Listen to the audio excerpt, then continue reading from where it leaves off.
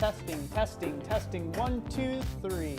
All right, everyone. Hopefully we are live, and welcome back to a Friday night live stream here at Christ-Centered Ironworks. In this live stream, it's going to be a special one. We're going to be adding some more names to the membership wall. So, surprise! It's not a forging stream. But yeah, I really couldn't find another time to do this in the next several. Well, let's just be honest, in the next several months, it wasn't going to happen. So I just figured I'd take one of our regularly scheduled live streams and go ahead and add a bunch of names to the membership wall. So I'm super excited to take and do that. As you can see, we have a whole bunch of names that were already on here. I forget how many people was on our membership wall last time. Was it 50 in total? 50, yeah. I think. So it's 50 in total. And we have 30 more to add. And I think total right now, we have a total of 67 members as a part of the channel, which is pretty awesome. So, you know, some people, they jump on and support for a month or two, and other times, you know, they might go away for 3-4 months, maybe come back, maybe not. But anyways, so we got about 67 members on the channel now, which is awesome, which means I get to add a whole bunch of names to Roy's inspirational wall. All for his own kicks and giggles here. So that's what we're going to be working on this evening. We're going to be hanging out. It'll be a Q&A stream.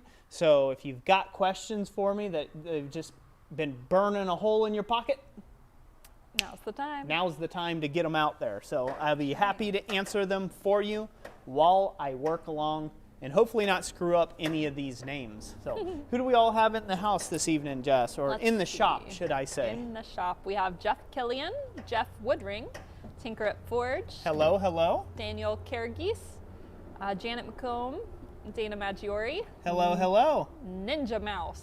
Ninja Mouse. Hoya! Heath Miller. Hey, Heath. Frank Strzok. Frank, good to see you.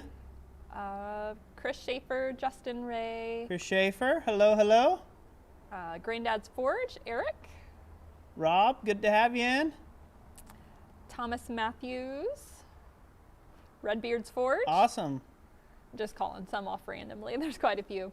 Also, thank you, Stephen Watkins, for the $5 super chat. Says congrats from Minion Smithy to all the new members who are getting their names added to the Wall of Fame. Awesome. Yes, thank you so much. Thank you so much for that $5 super chat. That's greatly appreciated. And thank you to all the members that have decided to help, you know, join us and this whole quest on YouTube here and supporting the great content. Greatly appreciated.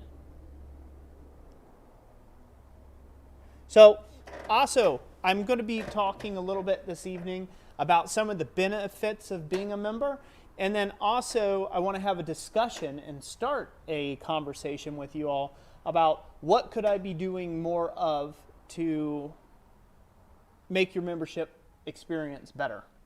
For those that you are, of those of you that are members, or maybe you're even considering being a member, but you're like, I'm not sure there's enough value there for me to be a member. I want to kind of open up a dialogue a little later on about that and see what people think, giving me some ideas. And is that right? Ideas.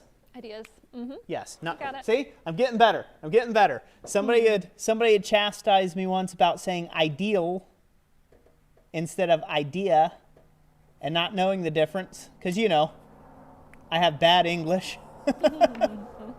So, but anyways, so I got it that time. Right on.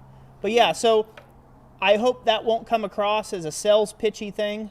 I'm not trying to pitch anybody on becoming a member. Certainly, I would love to add your name to the wall if you want to be a member, but that is not necessarily necessary at all. I'm just glad to have people who are wanting to be members. I'm glad to have the support of people who are watching the streams, even supporting the channel with just likes, because some people can't do financial support, and that's perfectly all right. It's not all about the money, but it is about the friendship and having a great community. So that's what we're here for. So again, I'll be talking about some of the benefits of being a member a little later on, and then also what maybe I can do better. Hopefully getting some feedback there as well. So yeah. Rotten Art by DK and Dustin Laurie. Thank you for joining us on the Bellows Boy tier. Whoa, thank you. Right on. They're just doing that to give me more work, you know. Oh, yeah. That's fine. I've got wall space. You know what's great is I had, trying to think of their name now. I had somebody in here the other day that just popped in for a visit, and they were like, what's all that up there on that wall? And so I got to tell them. I'm like, well, that's all my great channel members. Oh. They weren't a YouTube subscriber or anything. They're just passerby. But anyways. And Sean Anderson joined as Blacksmith Shop Help as well. Thank you so much. Thank you so much. That is awesome. Oh. Yeah, so right now, I'm working on the Black Collar Army stuff. So Jessica had to abbreviate you there, Black Collar Ironworks. We're going with but BC. She said, definitely not Black Collar Army. Nope, not Black Collar. Burnt pot pies. Yep, got it all in one row. Yeah, got it all in one row. So I like that. It's like, I just like how that reads across the wall. Stamper Knife says, brother, I can't pay, but I can pray. Man, that's what's needed. Thank you so much for whatever support you can do there. Praying, definitely. Definitely need tons of that. Gary Graham says, I watch y'all, but my name is never mentioned. Well, there you go. You got to mention Gary. Who was it? Gary Graham. Gary Graham? Mm-hmm. I am glad to mention your name, sir. Hello. And I'm glad you watch, and I hope you enjoy the channel, sir. Dan's Creation and Adventure says, yes, Roy, you add letter L to many a words that L isn't even in, LOL. Maybe it's like, you could just chalk it up to an accent, you know? Yeah. It's an accent thing. Yeah. I'm not overly educated, so chalk it up to that.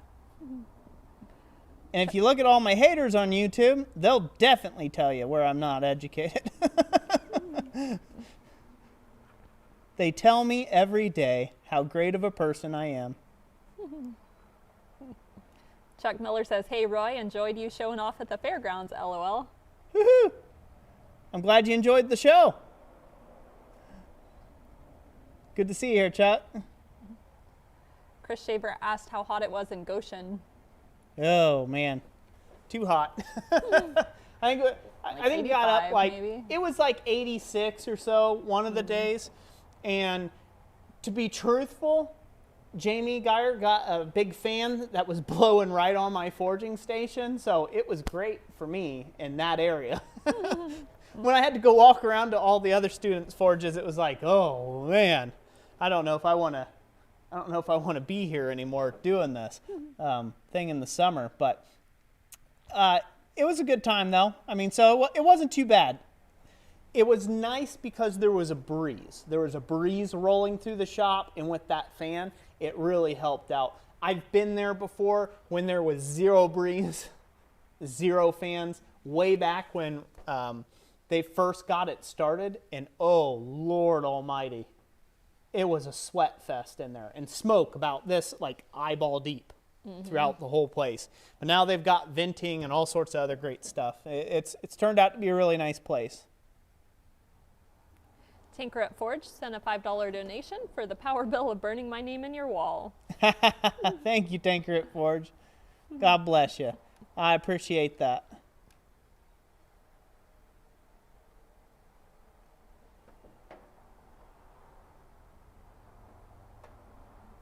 All right, so I just finished up with Tim O'Connor. I got the Black Collar Army on there, all of the names. So Tim O'Connor, I just finished up his.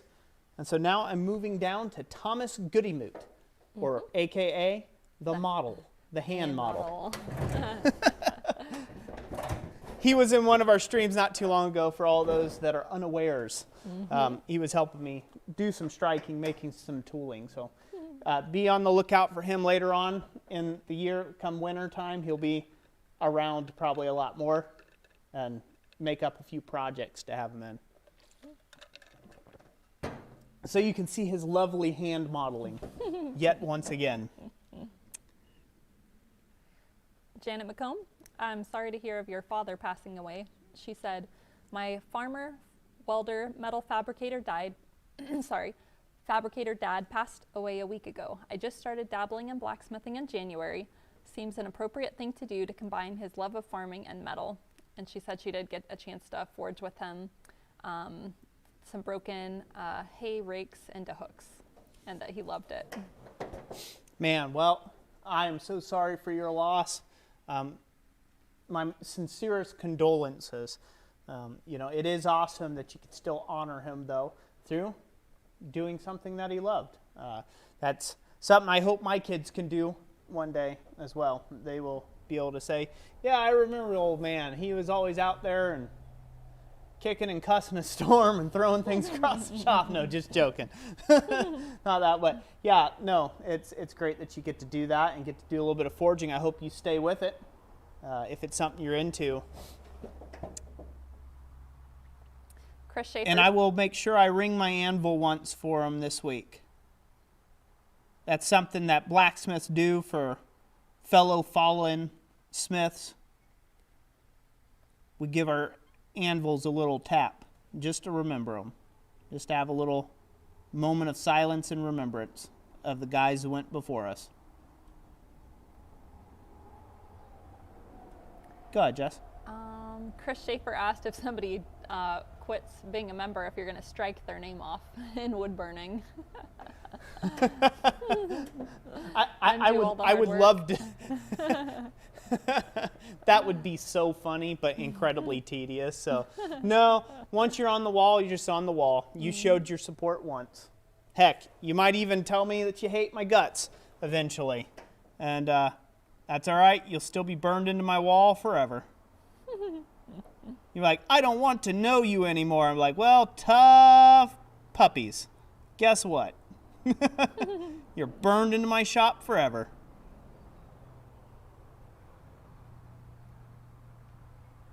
Danielle Kagaris says, are we allowed to sell the blanks after they are forged? Just curious. I hope you sell them. I hope you sell 1,000 of them after they're forged, because that just means you'll come back and buy more. So that's kind of the point of them. Yeah, sell whatever you want. You know, what I'm selling at the website over at blacksmithpdfs.com when we're selling our blanks and blacksmith blanks is just opportunity. It's a shortcut to the metalworking process. So it eliminates one step that you may have to do, and it also eliminates a lot of labor. So if it eliminates a lot of labor for you and it gets you quicker to an end product that you can put on your, trade booth or out at your craft show that you're doing, or festival, art fest or fair or something like that, that's what it's all about. So it's, just think of it more of like we're in the service business. That's what we are. And when it comes to that, so I hope you sell out tons. That's with anybody who buys blanks. I hope you guys sell tons of them if you have that type of interest in them. If you have any professional pursuit interests. Jeff Kellyan says, thank you for the quick turnaround time on my order. Very happy with the blanks. Very welcome. And you're very welcome. So usually on the blanks, don't want to have a foot and mouth moment later, but I guess I will. My goal right now, when we get a blank order in, because I batch cut everything, I might take 2 or 3 days and batch cut a lot of product and have it on the shelf. My goal right now, as long as I'm in town and I'm available, I try to get out the orders within 1 to 3 days, business days, if I'm in town.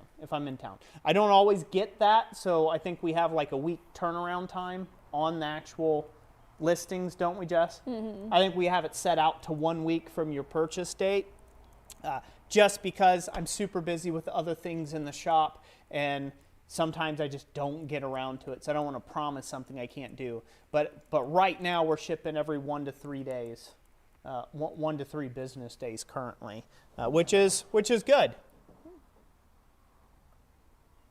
So I'm glad to get them out quick. I know people have like art fairs and things like that they're doing, and you know, you kind of have to have quick turnaround items, and you can't wait like 2 months for something to show up in the mail. So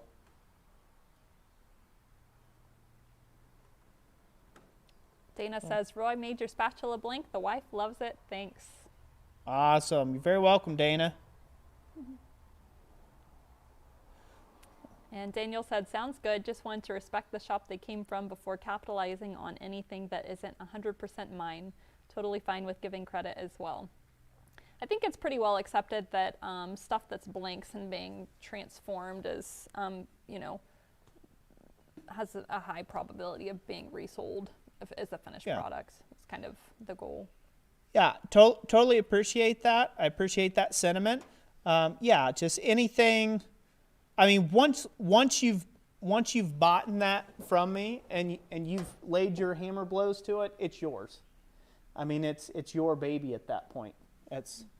It's whatever you create from it, and it's whatever comes from your mind. Even if you use one of my tutorials to make something, of course I like shout outs. Some people think I like shout outs just because I'm arrogant, or I like all the attention or fame. But I actually like the shout outs because I get to see what people are doing with the education content that I'm putting on YouTube. So when I do a video around how to forge an oak leaf bowl, it is fully my intention for you to take that idea and run with it, baby. Run with it as far and as wide as you would like to go, because like that's what I'm doing this whole thing on YouTube for, right? So it's for that education, and it's to empower other smiths. And so the more I can do that, the better off that is. The only times that I get, I would say, maybe irked about people taking something that I'm doing currently and running with it themselves is when I'm making an art piece that's specific to me and I share it on YouTube. Not necessarily I showed you a how-to, a step-by-step, but it was just like something I came along the route. It's like if somebody were to copy my French Baroque sign bracket that I made. That design's not unique to me. Technically, I drew that design 100% to me. But Baroque work is not, or French ironwork is not, like that's been around forever. It's something I'm trying to copy greatness from way back in the day. People who don't even have authors, right? We don't even have touch marks on some of the work, right, that's been done. So, but if I inspired you to make something just like I did, a sign bracket, just the way that I did, I inspired you to do something like that, then you should let people know where you kind of got the concept from, if you're copying it directly verbatim. But when it comes down to a blank, or it come down to you picking up a piece of square steel in your shop and start forging it into a new shape and say, hey, I wouldn't be able to forge this square piece of stock if it wasn't for Roy over at Christ Center Ironworks. You don't have to do that. I think that's what's that? What do they say? A step too far or a touch too far? Like you don't have to do that unless you're just excited and you want to tag me or something in a post so this way I can see what you're doing, which I would gladly. I need to get caught up on Instagram. I just noticed before the stream got started, there's a bunch of people who tagged me on Instagram and I haven't been around in a little bit. So I need to get back around to them. Yeah, if you guys do make something from the blanks, I mean, feel free to email us a picture of it. There's been a couple of times where people have built either a power hammer or made something from the blanks and they sent us a picture and we reshared it on Instagram. So it's pretty cool to be able to do that. Yeah, would love to do that. Any way I can help out. Chris Schaefer says, if the market is flooded with crummy copies of Roy's work, then it makes his stuff look awesome and sells for an even higher price. Amen. And that's called marketing. Reverse marketing.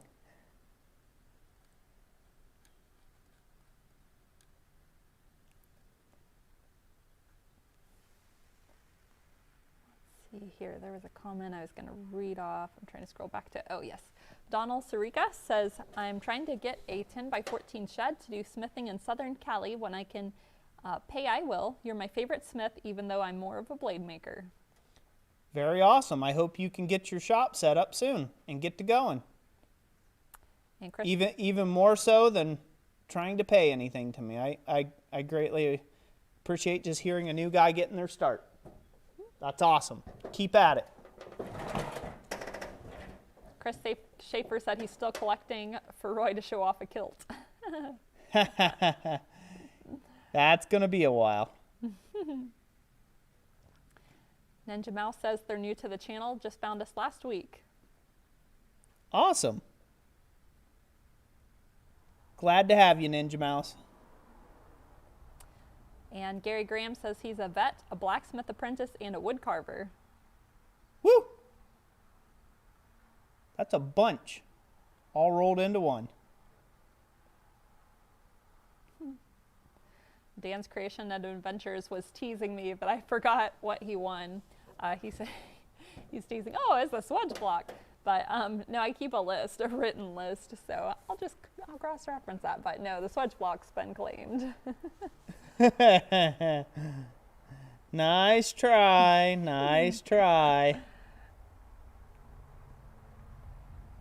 Stamper Knife says, I think it's great that you share what you know. There are many smiths that are so critical to everyone's opinion gets in the way of their own learning experience. Glad that it doesn't get you down. Yeah. Well, thank you. I appreciate that. That actually brings me up to a good rant moment for a second. I'll let this pin heat back up for a second. Funny thing about this little wood burning pen, this isn't the rant. That wood burning pen, the wood really sucks out the heat quite a bit out of the tip of it. So you gotta give it some time to keep heating back up. But so I'd like to share an opinion or a thought with you that I've been kind of going and racking over in my mind for the last, I don't know, several weeks or so. I'd say probably several months. And it's come from a couple different conversations that I've had, a couple negative conversations about me personally, where people had some issues with me, and then, a couple conversations where people have had issues with other smiths, so to speak. And it's interesting to me that, and we all do this, we're all guilty of this. I'm guilty of it. Who knows? Maybe you are guilty of it out there. Everyone. Anybody who's your favorite smith out there that you maybe see on YouTube, or maybe they're not on YouTube, maybe they're at your local club, or maybe they're in an event that you attend on the regular.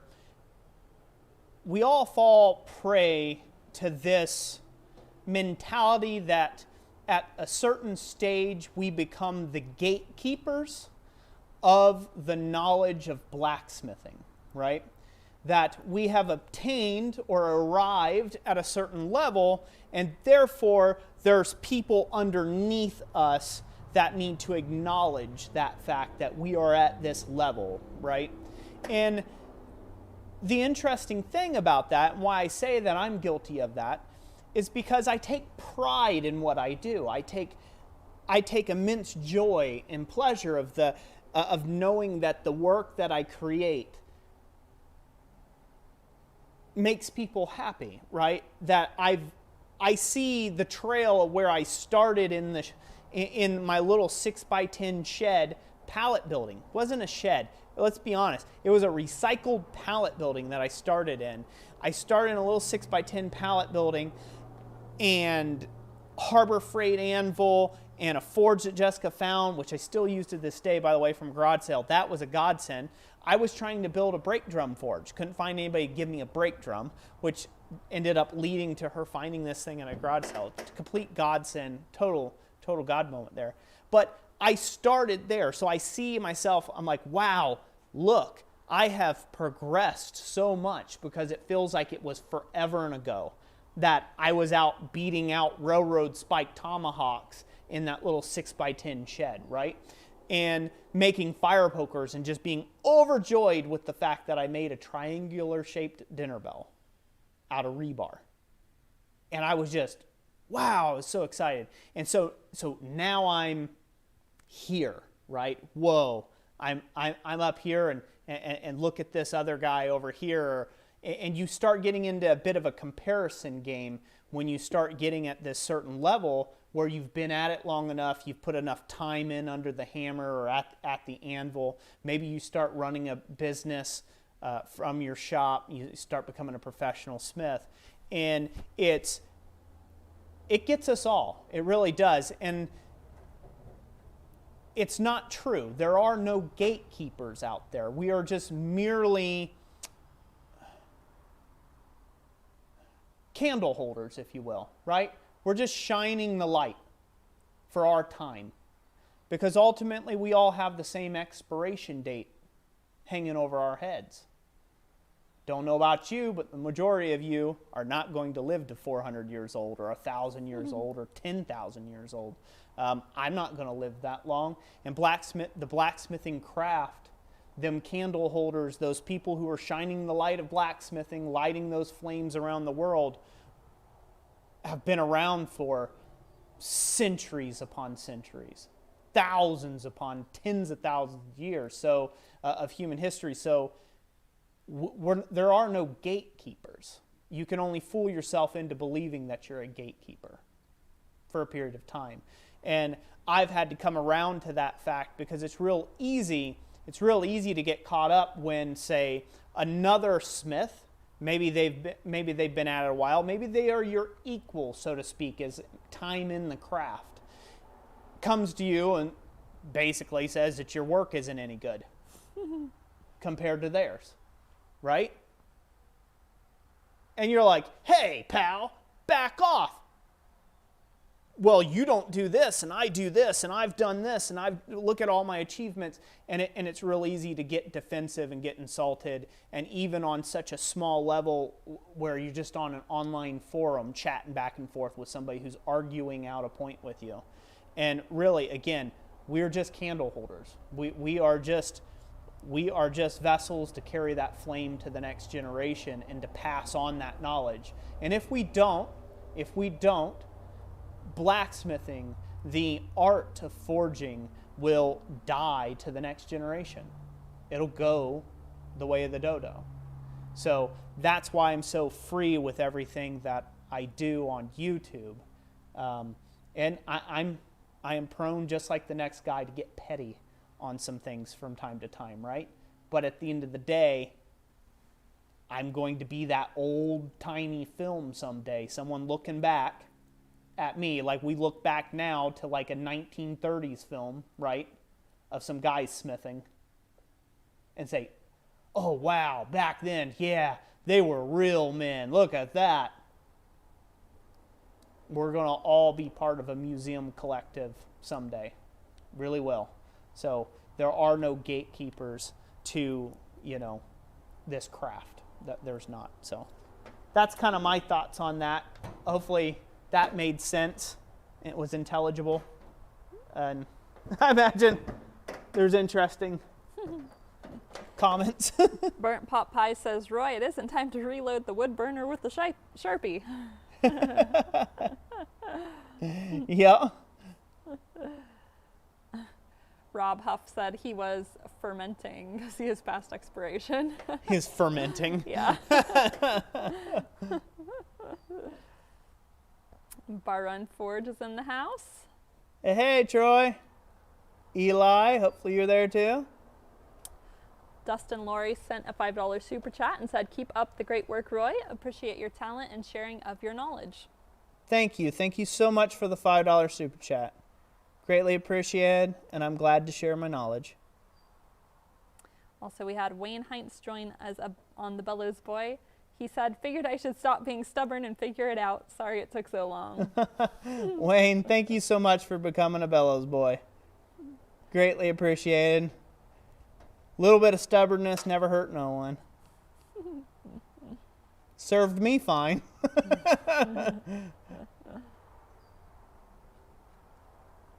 See, Granddad's Forge says, When seeking art or craft shows or festivals, is there an advantage to joining an organizer or group? Any tips on connecting? So I don't think we've had any experience with that specifically. Not joining a group. We've had people, excuse me, hopefully that wasn't too loud. We've had organizers of a particular art festival reach out and touch base with us. You can certainly do that. A lot of times if you're going to bring a little demonstration to the event as well, a lot of times if you reach out and touch base with somebody who's over, say, an art festival or something like that, you get in contact with them, they're usually overjoyed to say, oh, yeah, let us find you a booth space, to basically show off your wares and your talent. Because at that point, if you're doing a demonstration, you become an attraction. And that can lead you to the foot in the door. And a lot of times, those event organizers, a lot of times they're doing multiple events. So next year they might have you back and you won't even have to pay for booth space or whatever. They'll just like, hey, you did a real great demonstration the year prior. Would you mind coming back and doing blah, blah, blah, this event? And so that can be very handy. Like I said, we've had some event organizers reach out to us like that before, but not necessarily. We didn't technically go looking, I guess you would say. I guess there's a couple of times, one year, a while back, I had sent out, I think, 3 different letters to some events organizers in Dayton, and just stating that we were, wanting to do, we were open to doing some demonstrations for their event. And then one of them, they actually paid us to come, and we didn't have to get a booth spot, so that's worth a try. Jesse Garza says, hello all, just popping in to say hi, and God bless, grilling with the family. Jesse, good to have you. Hope you enjoy all that grilled food for us.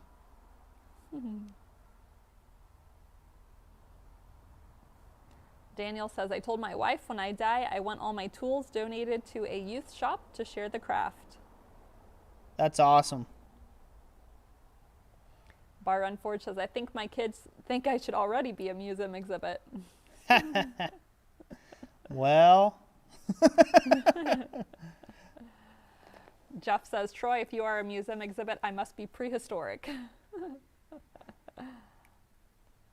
Well, we do have some dinosaurs on our channel. Our audience is mostly older folks, to be honest with you, which I like. It's awesome. Surrounded by a lot of wisdom.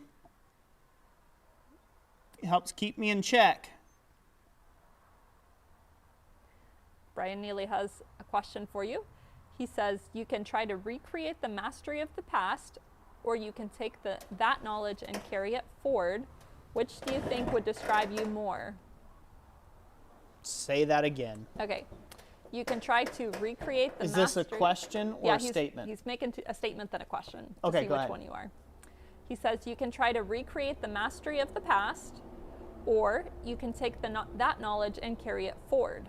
Which do you think would describe you more?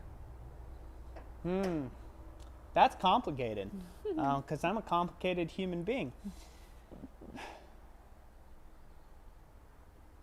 I would say the second part probably describes me more. As far as my wants, I would love to recreate the mastery of the past.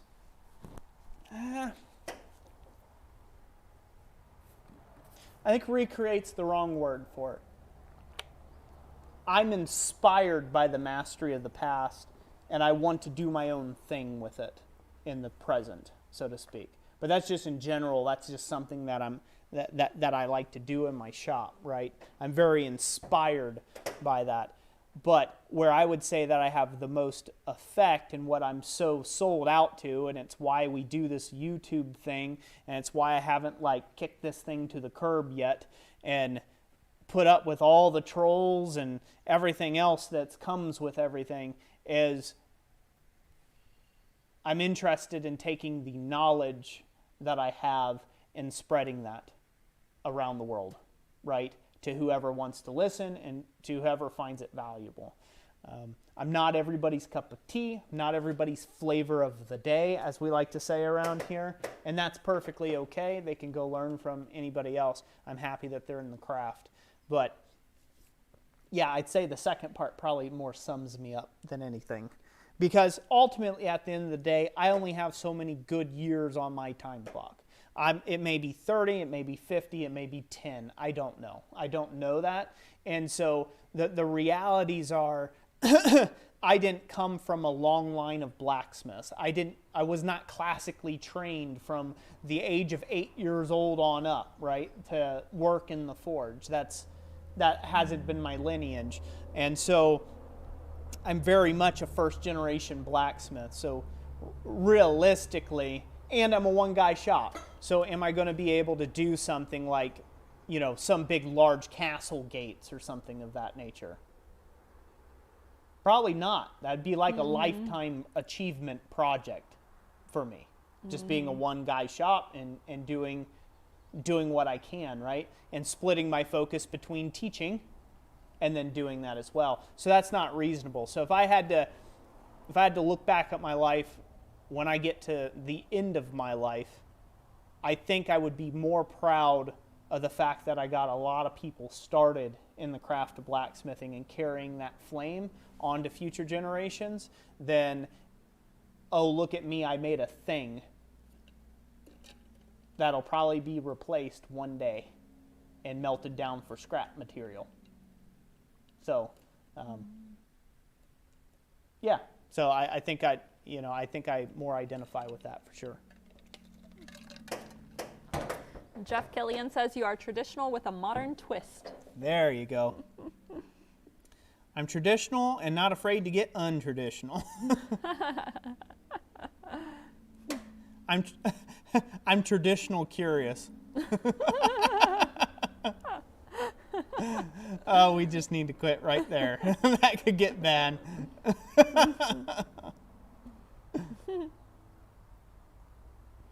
Daniel Brooks said, nice, adding all of your paid subscribers to a special wall. What was that? I'm sorry. He said it's nice that you're adding your paid subscribers to a special wall. Yeah. The member wall.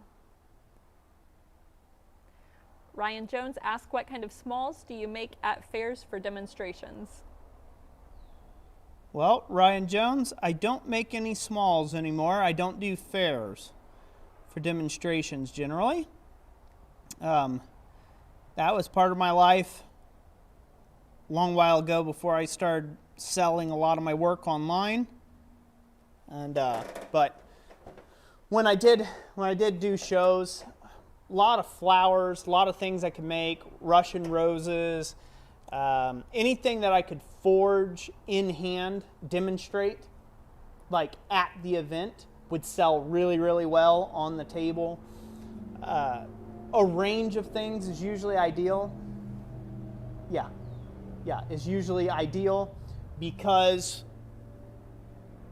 most people don't have $50 to blow at an event when it goes to a street fair. They might walk out of their house with $50 in their pocket and say, well, that'll buy me my hot dog and that'll buy me my snow cone and and some gas to get there, and that number went down quite a bit. So when you have table offerings above $50 on the table, those are a little harder to sell. So anything that you could price reasonably, make, and price under that $50 ceiling will probably go pretty well at a show for you. And that's just in general. Now, if you're in California or if you're in New York or if you're in a place that has a lot of high income, like if you're going to an area that has a lot of high income people out there that, got big super mansions and whatnot, you might be able to change that equation. But in general, when it's just a big public mass market type deal, most people, $50 is kind of the table limit generally that I would set for myself. Anything that you can forge for $50 or under. Cheap Shot Mike says, I started with knives, but decided I wanted to be more of an all-around blacksmith because of you and Black Bear. Awesome. Glad to convert another one. Woo! We saved another one from the dark side there, ladies and gents.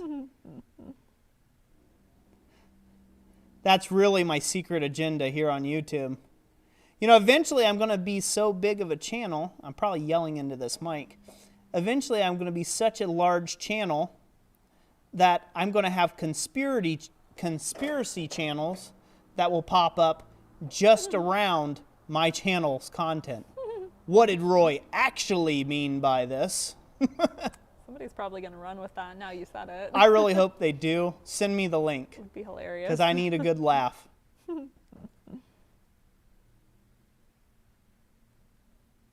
This just in. Dee-dee-dee-dee-dee-dee. Roy has not a very interesting life at all. he mainly does YouTube and forges things, just like he says he does. Doo-doo-doo. Special edition. We caught Roy out in the wild. What was he doing? Mowing his lawn.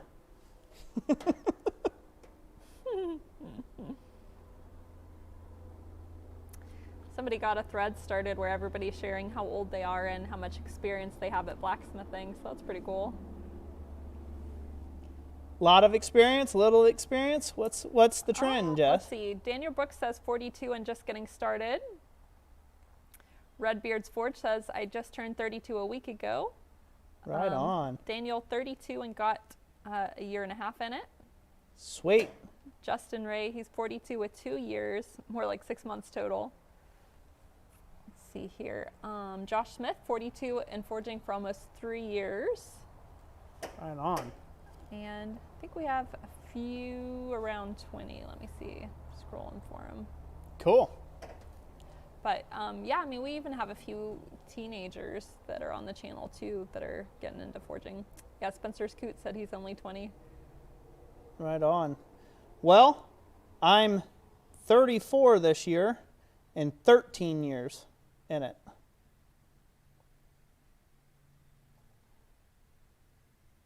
Which is just crazy to think about. Actually, this July is Jessica and I's July 16th. Mark it on your calendars. No, you don't have to do that. It's not that big of a deal. It's a big deal to us. But Jessica and I will be officially married for 14 years. 14!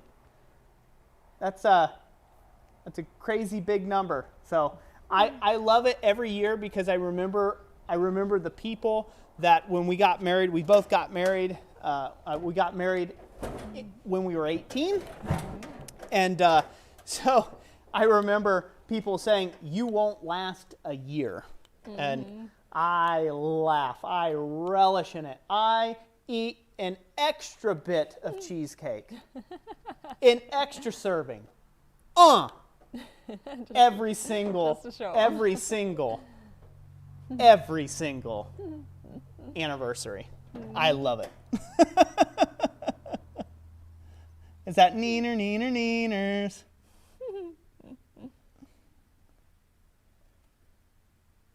Daniel Brooks says, Roy, how far are you willing to travel to do demonstrations and provide lessons? Well, as far as need be, the only thing that would be prohibitive would be cost, potentially.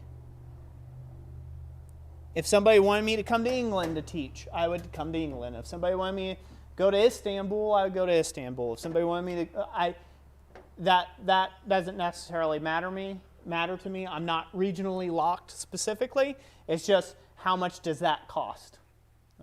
Generally speaking,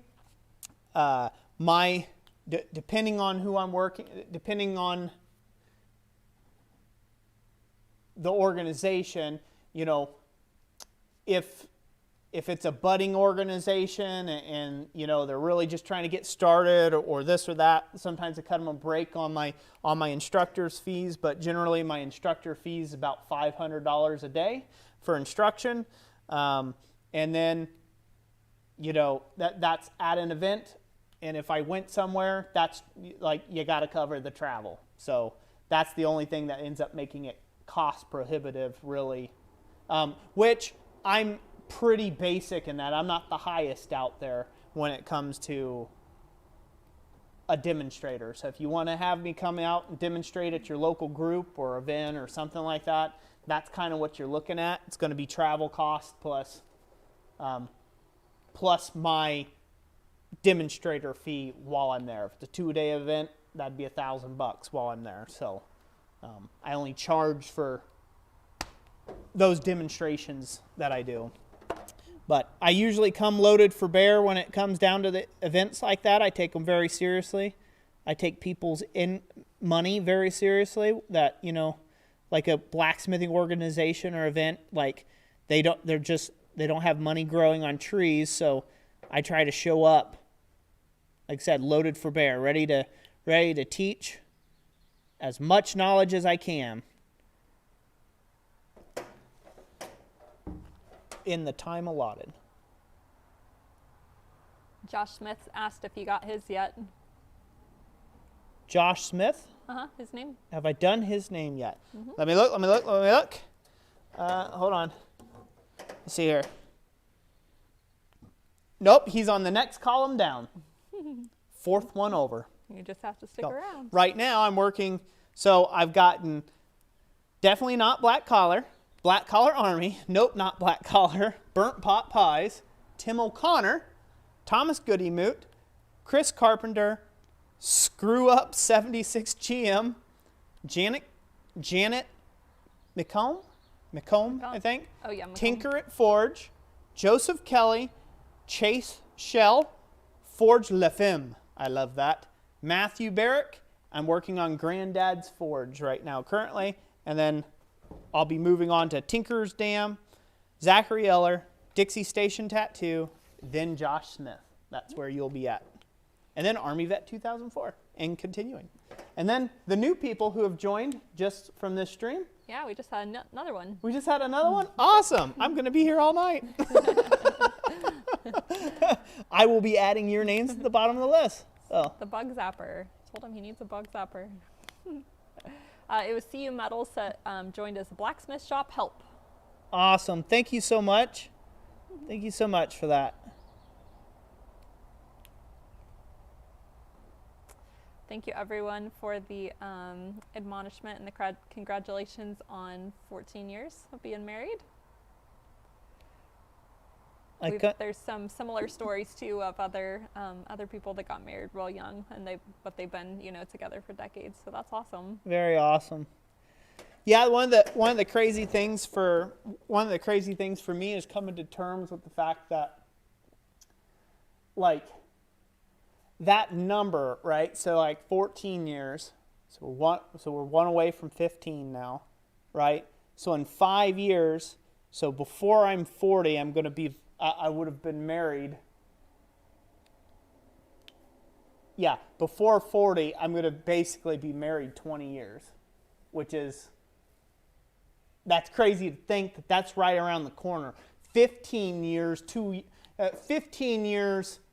5 years ago sounded forever and a day away, right? It did. And then, like, boom, in a blink of an eye, 5 years passed, like, fast. And so I imagine the next 5 years is going to disappear real quick like that, too. Mm-hmm. I'm not complaining. I just wish I had more time with her on this earth. Bar Run Forge said, bless her heart.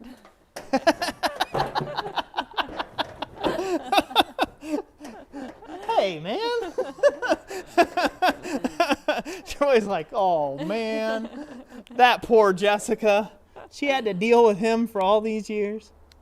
Chuck Miller said, God bless Jess for all that patience. Sheesh. Most people only subscribe to me for a year because they're like, oh, God, I can't take this guy anymore. He's horrible.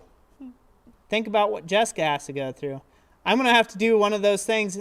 If people remember back in the 90s, late 90s, early 2000s, was the WWJD, right? Mm-hmm.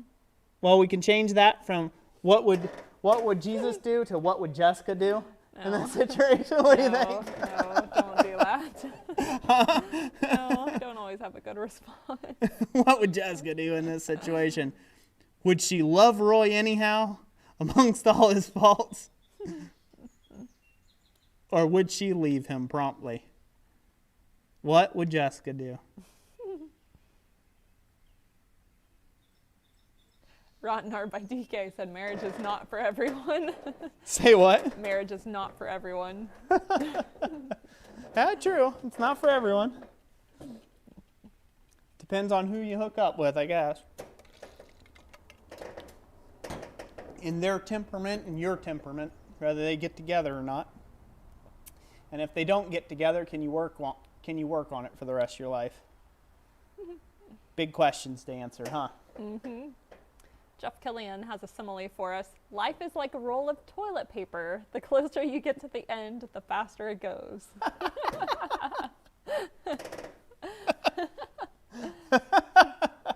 As long as at the end of it, you're not working with just 3 squares. You're doing all right. Oh, that's funny. That's good stuff. So, I'm going to take a break here, kind of stretch my back for a second. I do want to talk a little bit about, membership on the channel, since there are so many people joining and everything. I just want everybody to know what membership can do for you, so to speak. You get the pride of saying that you're a member. Like, that's the first kind of perk, if you will. The other perk to being a member, I will get your name, as promised, burn into the membership wall. I don't really care if you're a member for a month or, I don't know, or 10 years. It's all the same to me. I'm going to put your name in my wall regardless, because you chose to take and show your support at least once. I hope to eventually have this whole wall filled with names one day, because I just think it'd be cool. So I think this would be a cool project. And, as I expressed in the past, what this project here on the members wall, for anybody who's new to the channel and new here, this is a constant reminder to me, and it has been ever since we started this little project of burning the members' names into the wall here. Like, this has been a constant reminder to me, like, what I'm doing things for, right? Like, when I'm having a bad day and then I get online and I find someone's trolling me in the comment sections or something, and with the negative, like with a lot of negativity, this is kind of mentally for me, this is a good representation of why I do what I do on YouTube. This right here, and it inspires me to keep going, because this whole thing, although it may have started with my own selfish ambitions of, I don't know, be truthfully honest, I thought, well, I could throw some videos on YouTube. I got told by a guy who was doing YouTube at the time that he was getting a couple $100 a month, $300-400 a month. And at that time, I was only making like $800 a month as a blacksmith, just because he put some videos out on YouTube. And I'm like, what? Really? And then I was terrible at it. I was just terrible at making videos. In fact, my first videos that will never be seen never actually made it out. I got so camera shy and basically told my best friend to get out of my shop because he was trying to film me and help me out. And I was like, I'm not doing this right now. This is stupid. I'm not going to be on camera. Boy howdy, look where we're at now 5 years later. Mm-hmm. That's changed a lot. But yeah, who would have known, I'm sorry, that was a bunny trail. Who would have known that at that point in time, again, there was selfish ambition there at the start, that it would blossom into so much more, and so many of you commenting and saying how I've helped you start your forge, and wow, what an inspiration. It makes me wish that my backstory was I got into doing YouTube for honorable intentions, right? Like, I just want to change the world, But it's actually been it's been the opposite for me. I started because I'm like, man, I could use some extra money. I might as well throw some videos on YouTube. And then I realized, yeah, that's not how that works. that's not how YouTube works at all. And slowly but surely, God's blessed us with all of you fine folk out there that have come along and have encouraged us, have watched, man, put in the time watching thousands upon thousands of hours of our content and have helped grow this channel to where it's at now. And so it's so much bigger than me. And I can forget that. I can forget that from time to time in the daily struggle in the shop. And so, yeah, I like looking at this wall. I like seeing all the names. It's not possible for me to write 74,000 names on here, especially when subscriptions are so fickle. They just kind of come and go, so to speak, as where people are making a bit more of a commitment by becoming channel members. They at least earn their name on the wall. They got to have their name put on the wall, in my opinion, and it helps. It's a good focal point. So you're looking at me down there. What's up? Oh, no. Bunch of comments. Then Black Collar Ironworks said, "I don't remember filming you, Roy." Great. This was my other best friend. other. He'll be glad to hear that. You're the other. I love that. So, but yeah. So as far as perks, benefits, do you have anything else, or am I okay to continue on? Yeah, you're fine. Okay. So as far as other things like perks and benefits, one of the things that we started off with, I didn't want to overpromise anything when I do the membership. So many channels, the reason why I didn't want to do Patreon or things like that is so many channels, once they do a Patreon account, they seem to stop offering videos for free. They start taking off and just kind of investing in the other platform, which is Patreon or some other platform. Now, that's not always the case, so don't take me wrong there. I'm not speaking out against anybody who wants to use Patreon as a source of income or community support or something. Not about that, but I just didn't want to do that personally myself because I didn't want to invest in another platform.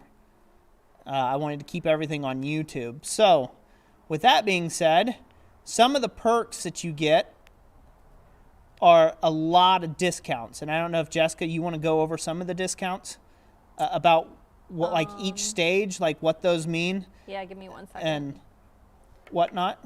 Yes, give me 1 second on that.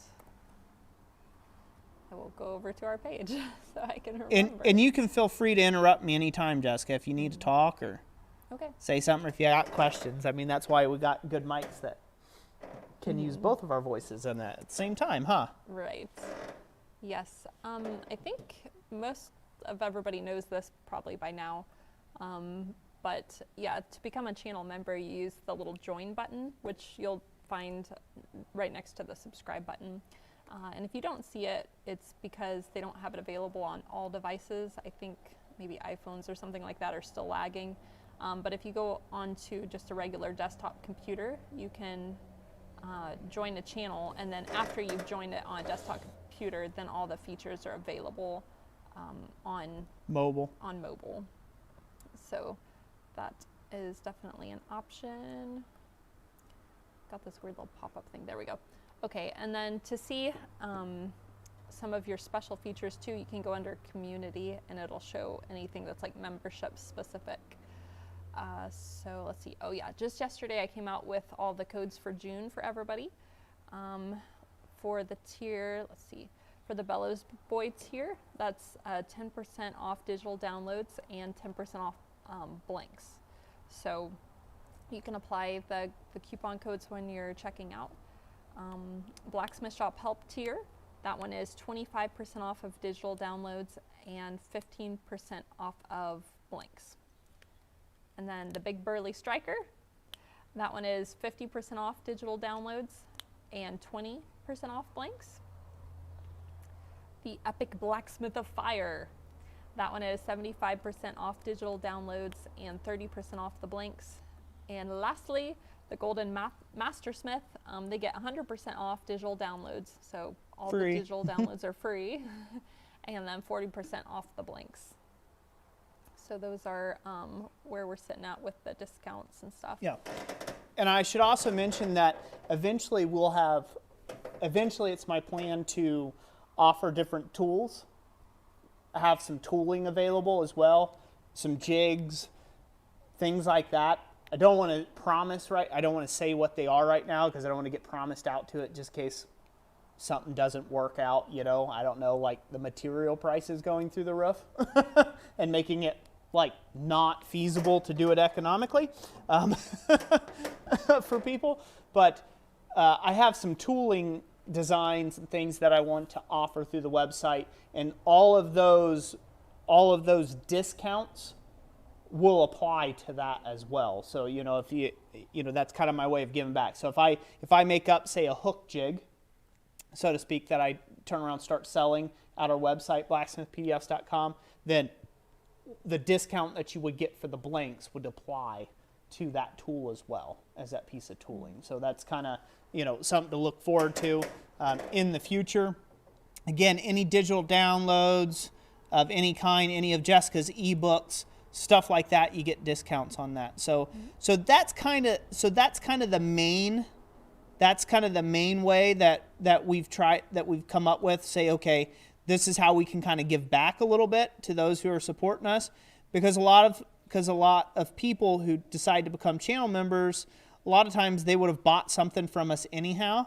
So it's like we might as well give them a big, you know, I mean, you're giving us money on a monthly basis. We might as well help you out on your end, right?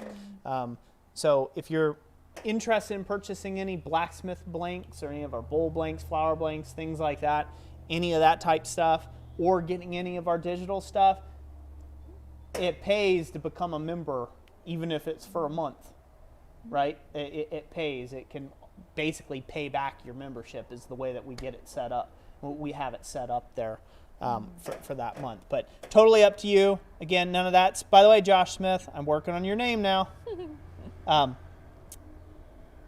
It's not a prerequisite for the channel. This is just one of the methods we use to help fund the channel for the videos and keeping content coming, and really all of our giveaway items, things like that. This is how we fund all those endeavors. So,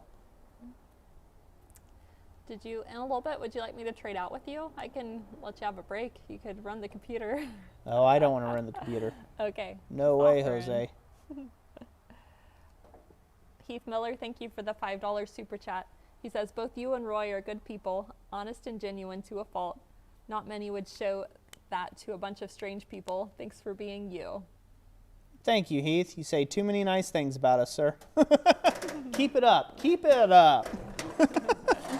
Oh, I would like to add this. People ask,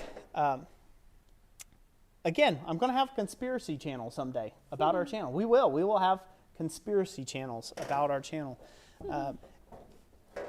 You can ask anybody who's ever taken a class with me, anybody who's ever come to my shop, anybody who's ever visited with us at Quad State or otherwise. This guy is not a front. There is no front. What you see is what you get with me.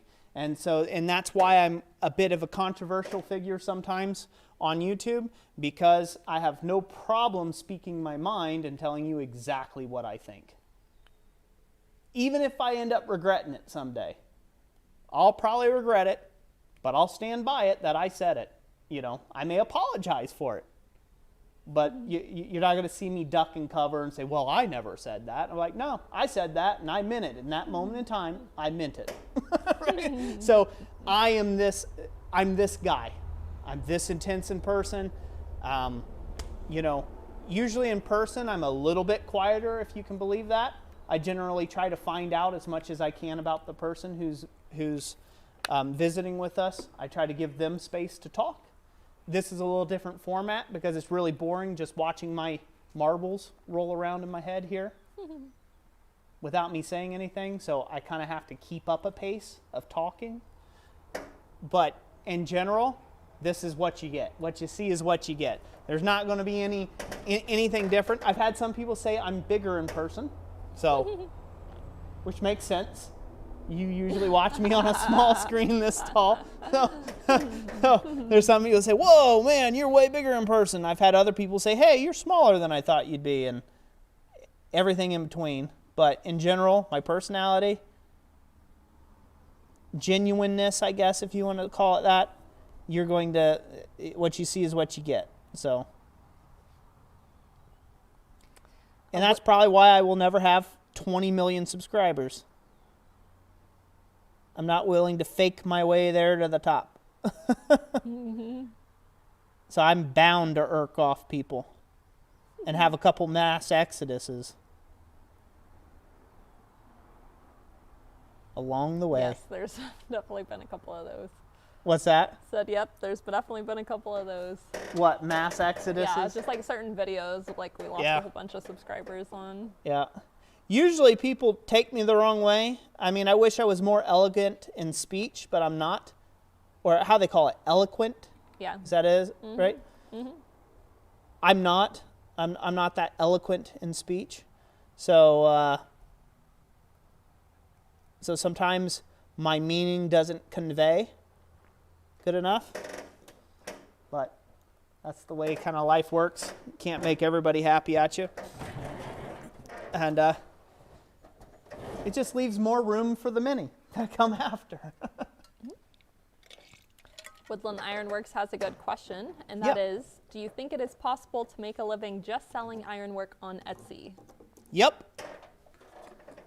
So this will bring me to a great talking point. Mm-hmm.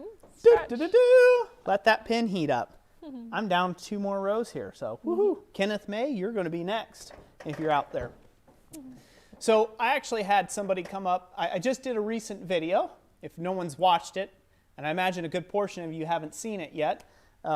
It was a video on how do you know that you can go full-time as a blacksmith. And I was just kind of putting in there some thoughts that I had about practical advice if you're considering making the leap, right? And so I touched on a few things about that, but one commenter brought up the thing of that I'm not putting or portraying out the whole story because of YouTube and saying, well, my YouTube income must be a factor. And so I'm not putting out the whole information. And again, to be honest, getting kind of prying, kind of saying, well, how much do you make on YouTube, or how much percentage of income is that on YouTube? And the interesting thing is, I don't think you would ask anybody else that. I mean, what's your 401k, right? Things like that. Like, I could throw those questions back, so to speak, when people ask those questions. But it's great. It's a great talking point because there is a bit of confusion about how much people make on YouTube. Some people think, well, hey, all you do is put together a video. If that's how easy you think putting all this stuff together is, you are in a world of hurt. I welcome you to my shop. I welcome you. Welcome you with open arms to run Jessica's situation down there where she's sitting. Like, man, it's tough, ain't it? It's a lot of work. It's a lot of head scratching. It's a lot of figuring things out to bring together a quality stream and to provide content. And it's not cheap. It's not cheap to do that. But as far as blacksmithing, I'll get back to the question. The question at hand was what about the, is it possible, right? Is it possible to do completely a blacksmithing income on Etsy? And I would say yes. And the reason why I can say yes is long before YouTube was ever a thing to us, we were putting our stuff on Etsy. And Jessica, you correct me on the years here. She's my analytical person on the exact how many years we were on Etsy before we did YouTube. Let's see, I believe we started 2013. And I don't think we started getting serious with YouTube till 2017. But for the first couple of years, the amount we made from YouTube was negligible. It was yeah, like the first 3 years. So to just give you an idea, just off of YouTube, and that's super chat donations, that's membership fees, that's just this past year, that's AdSense when they play an ad on your video, In the last 5 years, right? Have I got that correct? We've been on YouTube about 5 years now. In the last 5 years, I believe when I looked at our analytics last, we made about $41,000 over 5 years. So that type of income, right? You say, wow, $41,000. Yeah, that would be great in a month, wouldn't it? I'm going to give you an average there. 8,200 is the average. $8,200 a year? If you average that over the years. So if you can live on $8,000 a year for your income, $683 a month. Yeah, $683 a month, then you can make a living on YouTube, right?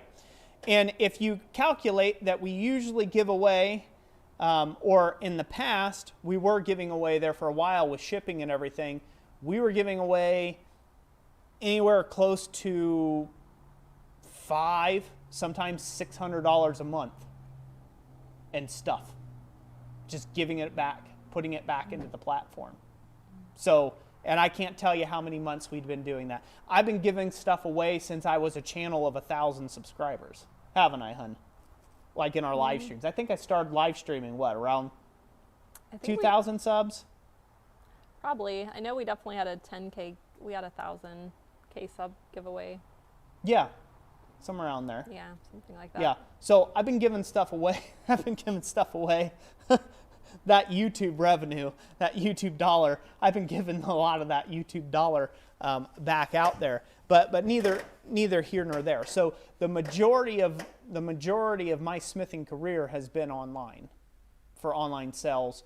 There is a good portion of it, 3 years or so, 3 or 4 beginning years, that was all on, doing craft shows, working craft shows and markets like that. So yes, to answer the question in a long-winded sort of thing is yes, you can make a significant enough income on Etsy.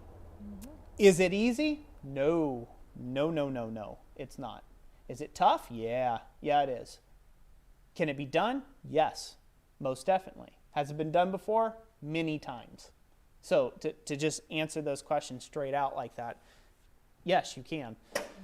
Most people fall down at the fact that they think, oh, well, all I've got to do is post my thing online and it sells. And that's it. That's all I got to do. No, there's other stuff. You have to ship it. You usually have to renew listings, like self-advertise quite a bit. You have to get your name out there, right? You have to constantly be active with your platform and your account. You need to add new product. You need to continually do R&D. Just because you think a forged Tootsie Roll is what everyone's going to want and it's going to be the hot item in 2022 doesn't mean a forged Tootsie Roll is going to pop off and it's going to be the new in item. Those are some common mistakes in thinking, oh, well, fire pokers. Well, fire pokers, it's bound to be fire pokers. And people get leveraged all in on fire pokers, and that's all they've got in their shop. Yeah, those fire pokers will sell eventually, but they're not going to sell right away. And especially if you've only put one fire poker up there and you say, well, Etsy didn't work. Etsy's not a magical pill. Etsy's just a platform that is provided to you that allows you to get exposure dollars on your ironwork for cheap. Because if you try to drive web traffic to your own personal website, that's a lot harder sell than going through Etsy, where they pay millions of dollars every year to be on the front page of Google search results for artwork and iron. So it's easier to go through Etsy, especially if you don't already previously have a social media presence that you can leverage. Yeah, and I have, I took our experience on Etsy and I actually turned that onto an online course about 2 years ago. It's called Pricing Handmade Items. And not too many people have taken advantage of it, but it's specifically geared towards selling on Etsy. And there's also some information there about selling on eBay as well. But I mean, it has how to research competitive pricing for handmade items, how to use the rule of thirds, how to use an hourly wage formula. Like, all of this information is to help you figure out how you should price your item and how to get paid, you know, for your time. And then I also have like a whole chapter on there that just like delves into like keywords and like tips for selling online, local venues you can sell at, and 6 different places where you can make online sales. So, and also check out our videos if you're interested on selling on Etsy. We have a playlist of those too, where I just like walk through some different stuff. Yeah, I kind of want to talk about that too. So just to be clear for people out there who maybe don't know us so well, you know, it can come across that we're trying to sell you on a course or sell you on an ebook, but for everything, for every product, ebook, course, anything that we have to sell you, there are at least 100 times that amount of things for free, information that we've put out there for free.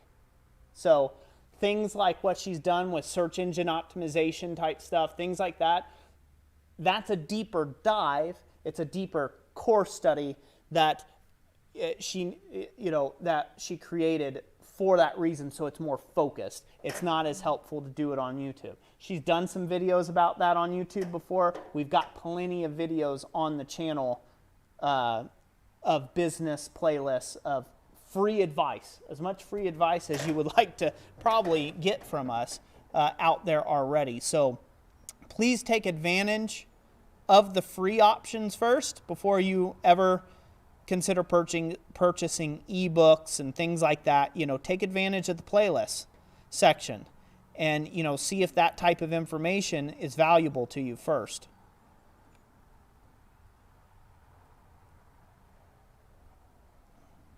Wayne Hines says, if you lost everything and had to start all over again, would you? And what would you start with?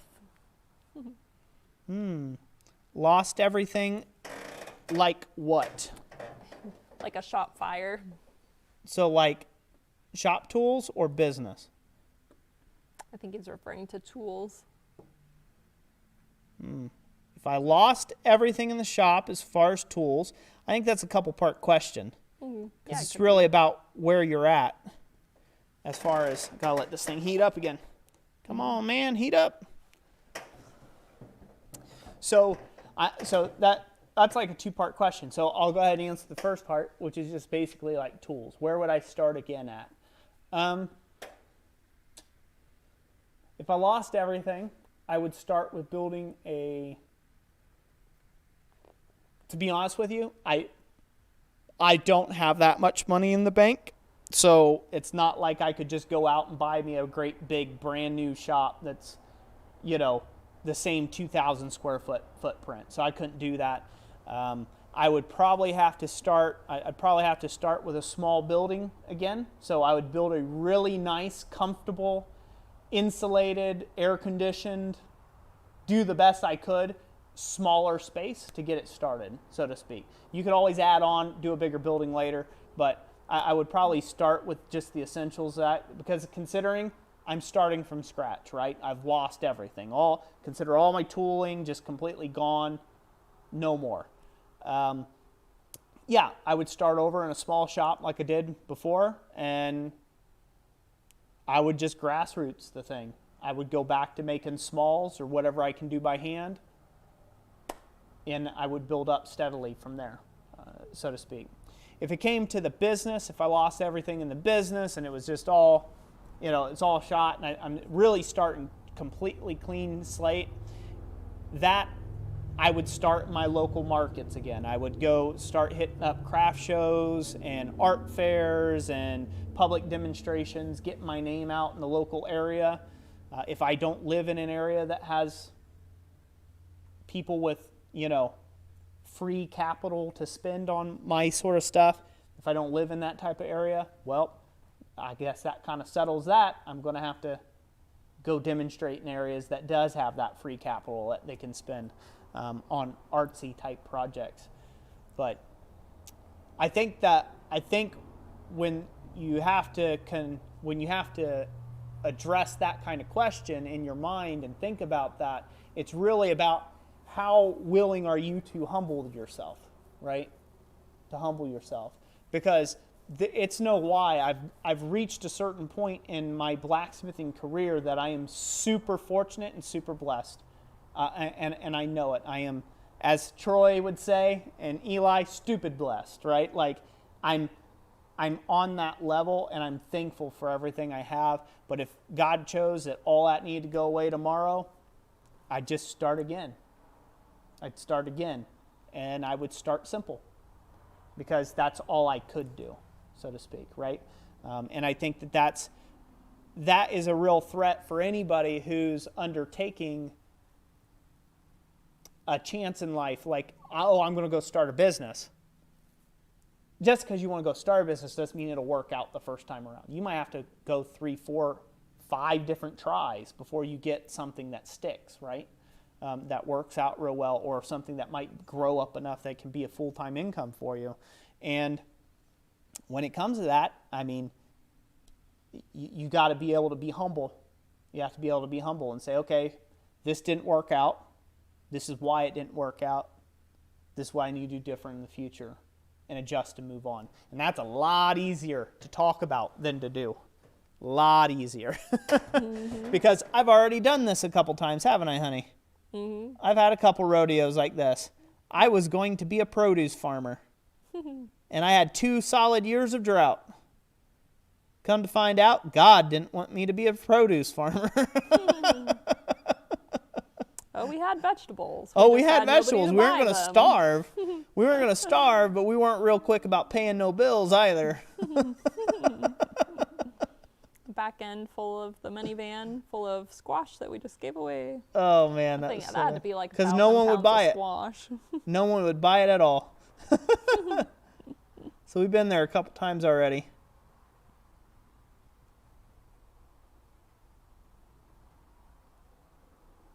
Great questions tonight. I'm really enjoying this chat. Mm-hmm. I really am. Yeah, we're getting around to more of the comments percentage-wise than usual, just because it's a smaller group. Looks like we're at 47 current viewers. Awesome. Mm-hmm. Burnt Pot Pie says, Jess, have you ever thought about making audiobooks? Of the ebooks I've written, most of them are very visual intensive, so I like to include lots of either photographs or screenshots of whatever I am discussing in that particular ebook. So no, I haven't given a whole lot of thought to audiobooks, just because, and number 2, I don't like talking that much. That might be the other part of that. So not a whole lot, no.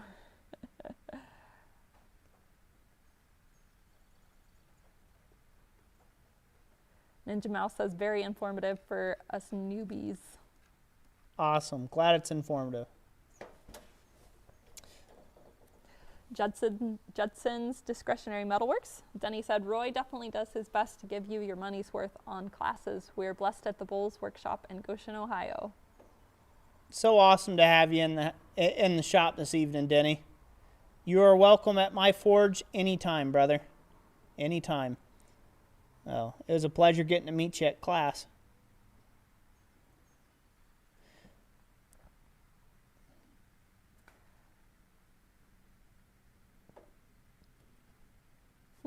Burn Pot Pie said, Black Collar Ironworks, your name takes up 2 boards. 3. Yeah, I think you're the only one. No, well, 4 boards. He's referring to his original one, the Black Collar Ironworks. So you ran it over onto the next board. It's on the right-hand side at the end. Where's it at? Right hand, towards the end. So you wrote his tape's there. Yeah. It ran over. Yeah, it ran over a little bit, but that's all right. Granddad's Forge says, LOL. Adam's barn destroyed by fire. Quote, we just had too many members. News at 6. Yeah, I'll stop burning names into the wall before that happens. Wayne Hines says, you should be proud of the community that started here and radiated from there. We have a lot of wonderful people in this community. Dude, I'm so super proud. I really am.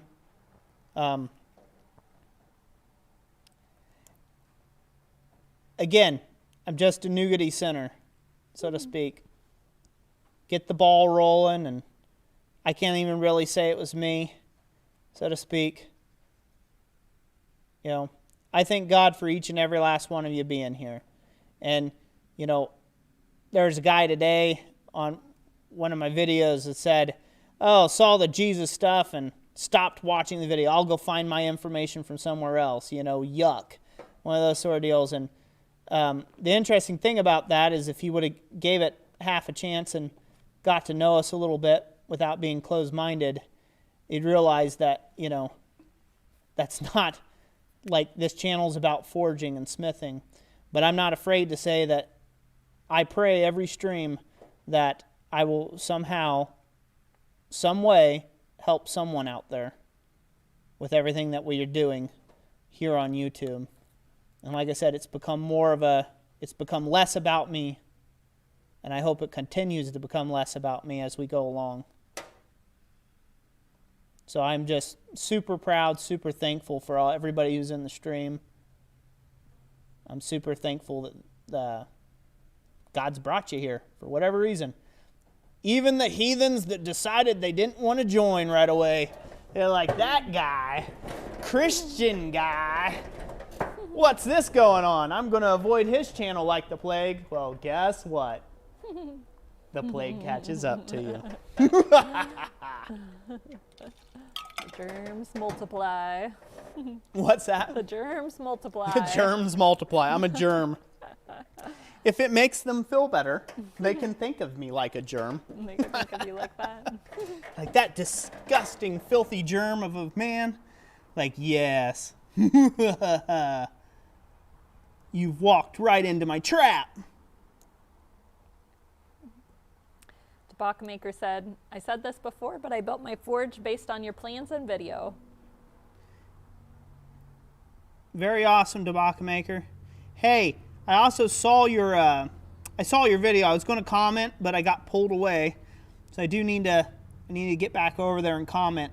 I saw your rebuilding of your burner there. And just wanted to say that I did notice. And thank you. Thank you for the mention and the shout out. I will get back as soon as I can and try to comment that. At least I don't think Not sure. I don't know. I peruse the internet. I peruse the internet from time to time and see what the chatter is. Woodland Ironworks says, I've been watching you since around 9,000 subs. It's amazing how much you've done since then.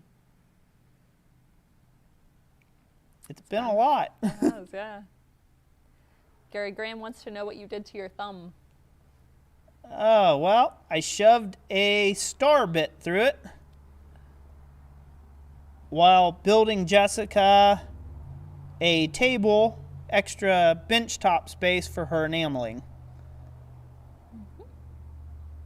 Oh, well, I mean star bit. I mean one of them T25. I don't know, a star bit that you drive deck screws with. I was holding the deck screw. I was trying to, you know, a lot of times the deck screws don't like to start so easy. So I was drilling, trying to get it to hit. It hit a spot. I think it was like another screw or a nail that was under the board I was trying to screw it into. And then it slipped off and I shoved that drill bit, that star bit, into the old thumb there. That was fun.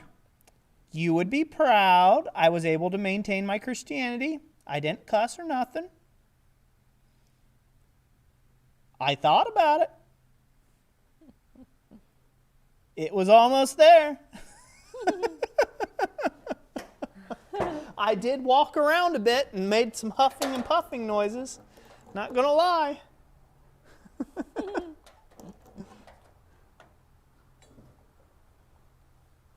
See here, Stamper Knives says, this is a pic of my maker's mark and his little logo. It is the Greek spelling of Christ that I turned into 3 blacksmith nails. Cool. Very cool. How are we doing on time? We are at 6:35. Wow, we're doing good. Mm-hmm. We're doing good. Yep. Once you get those done, I got 5 new ones down here. Awesome. Awesome. I'll be proud to add those to the wall. Oh, the hard part is Jessica was actually up here and she pre-wrote the names for me in pencil, Now you'll which have has to been freehand it. way easier. Yeah, I'm trying to figure out the spacing. Yep. And have to look back at it like 47 times to make sure I'm spelling it right. So, Yeah. Oh yeah. other comments, questions, Jess? Well, I Sure. got a second. Yes. Was looking for one specifically. Here's one. Eric, Courtney, Jess, have y'all been offered any kinds of sponsorships on YouTube? Y'all are one of the few channels that don't speak of them. Yes, we've been offered sponsorships in the past. Usually it's for it's usually for lame stuff, pretty lame. So, I would like to say that I'm not interested in sponsorships, or I wouldn't care to do sponsorships ever. But my thinking's kind of come around on that if I could get a sponsor to sponsor video and sponsor the community, that's the big key there, right? Like, is there a way of getting a sponsor, a channel sponsor, that will help with the cost of the content while blessing the community with stuff, right? I haven't been able to link that up just yet, right? The closest thing that we have to that, which isn't a sponsorship, it's more of a partnership. We partnered with Holland Anvil to give away swedge blocks once a month through the whole month here, through the whole year of 2021, right? The year prior, we just did nothing but buy anvils on the internet and then shipped them to you. So we did a year of anvil last year, and so we gave away 12 anvils. This year, we're doing the year of the swedge block, and Holland Anvil, they helped us out with giving us a discount and covering the shipping cost of the swedge blocks to you all out there. So we're still buying this. We're still buying the swedge block. They help give us a discount on that to make that possible. Otherwise, financially, it was going to be real steep for us to do it. But we're going to do it anyhow. But they came alongside and they say, hey, we really like what you're doing with that. We want to kind of partner up with you. And so I'm really kind of looking for that, more or less, is partnerships that work in that sort of way versus just a direct outright sponsor. Like, hey, buy this new cologne, and if you go, buy 10 of them and you get your third free, add this link in the description, and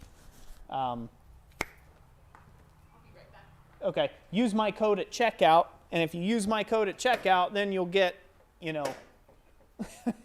get one of those things. So instead, just doing an in general sponsorship type ad that you normally see, I'd rather find a partnership where I can partner with people to do more with the community, right? So I can better bless the community. That's it. I would really love to take and grow the live streams and the giveaways and the things like that to a point that it's super impactful. That's where I would like to go with that. There's a lot of work that goes into a stream, and I find the most value there when people get a lot of impact, when we have a large impact on someone's life. So I would like to grow grow it to that point. So far, that's all been community-based. These names, pay for that. The super chats that happen in the streams, pay for that. Part of the YouTube revenue from the AdSense stuff, pay for that. Like that's what goes into the shipping and the giveaway items, and yeah, that's what goes into it. So that's how this whole thing works. So our sponsorships have been, we're sponsored by you, the viewers, basically. And that's the way it's been forever. I'm not interested. I was offered a sponsorship with boots here recently. I need boots. To be honest with you, just to show you how serious I am. Oh, I don't know if they can see this boot, all right, but here, I'll come up to the camera. I'm going to show it. I think I know which one you're talking about. So you can see, I've got shoe goo to just hold the front end of my boot together. But these boots are what, 2 years old? Yeah. 2 or 3 years old. and they're breaking at the seams, and there's like zero, you guys can't see in there, but there's like zero padding left, so I'm standing on leathers, basically. And I still was like, nah, I'm not doing a boot sponsorship. I looked up, they were a shoe company, but they were like anti-shoe is how they labeled themselves. So basically there are different types of Crocs. Like they're like there are different styles of Crocs? Shoes. Well, no, the one I'm talking about, it was an actual, a while ago. I said no to it. It was a indestructible boot or an indestructible shoe company or something like that. And I just like, no, I don't want somebody to pay me. I don't want somebody to give me a product and then pay me. I think it's disingenuous. If I like the product and somebody wants to support a video, say, hey, this video is sponsored by this product. That could be a really funny video though. But, well, yeah. They're indestructible shoes. Like, let's see if we can destroy them. Well, I know I can destroy them. That's the key. When someone says indestructible, that says it right there. Asking for trouble. But if I could do it in such a way where it was not disingenuous to do a sponsorship, then that's fine. But again, I'm not going to do a sponsorship where I'm like, hey, check out this product because it's so great because they're paying me a lot of money on the back end to say that. Not going to do that. So that's out of the question. Now, if somebody wanted to, pay for a video project and just say, hey, we really like what you're doing. We want to pay for a video project. And hey, we saw you're giving away free tools or whatever to your community. Like, could we give some stuff away in your next stream and get a shout out? Like that sort of stuff, partnering that way. Love that. Can do that all day. But just how it is. You have Ang Yang Power Hammer, cough, cough, wanted to sponsor me with a free power hammer and one to give away. I'm going to tell you guys, my morals and values might go out the window. I'm like, Ang Yang, they're the best. I'll even add a fake glint to the tooth, Ding! In the video. Yama says, hi Roy, hi Jess, hi everyone. This comment is brought to you by Raid Shadow Legends. Oh Lord. Way to go, Yamez. See, Yamez is getting too big for his britches. He's getting sponsored by Raid Shadow Legends. Oh. So, let me be clear on that too real quick. I have nothing against anybody who wants to get YouTube sponsorships, right? Anybody who wants to get a sponsorship and go down that route and sponsor their content, like, that's fine. I don't have anything against that. Because at the end of the day, when you're on YouTube, this isn't cheap. It's not a cheap endeavor. It's not. It takes a lot of work. It takes a lot of work to be on YouTube. It takes a lot of time, a lot of personal time from your family. And people will say, well, no one's holding a gun to your head that you got to be on YouTube. Like, yeah, well, if YouTube wasn't around, how would you know how to fix your vehicle? You wouldn't, right? Like, you wouldn't be on this comment section right now finding out how to forge a spork. You know what I'm saying? Mm-hmm. So it's like someone had to supply the materials. Someone had to supply the electricity, the fuel, right, in the forge. I mean, that's something I don't even calculate. If I had to calculate that in, YouTube is a zero-sum gain at that point. If I have to calculate how much coal I've burnt in the pursuit of teaching on YouTube, if I had to calculate that all up, yeah, YouTube's a zero-sum game. Before you calculate all the giveaway stuff, giveaway things, and like, yeah, the tools that I've had to replace and everything else just in the pursuit of the electricity bill, right? Not to mention the camera gear. Thousands upon thousands of dollars of camera gear, right? Like, yeah, it's a lot of work, and that's all before your time, all before paying yourself anything out of the platform. So if a YouTuber wants to get a sponsorship, Why not? You got to listen or don't. You can skip over their sponsorship placement, right? If you don't want to hear it. It's not hard. They make the little fast forward button. Anybody can push it, right?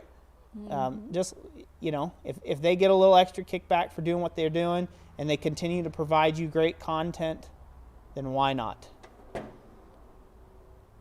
You just have to do your own diligence about it and just realize that when someone's saying, hey, I'm sponsored by so-and-so, that means they may not necessarily be able to tell you the truth, the cold hard truth about that product, right? Because it wouldn't make sense to say, hey, someone's going to give you $100 to mention this thing, and you're like, this guy is the worst piece of garbage that ever walked the earth. Thanks for the $100, friend. You'll never get a sponsorship again.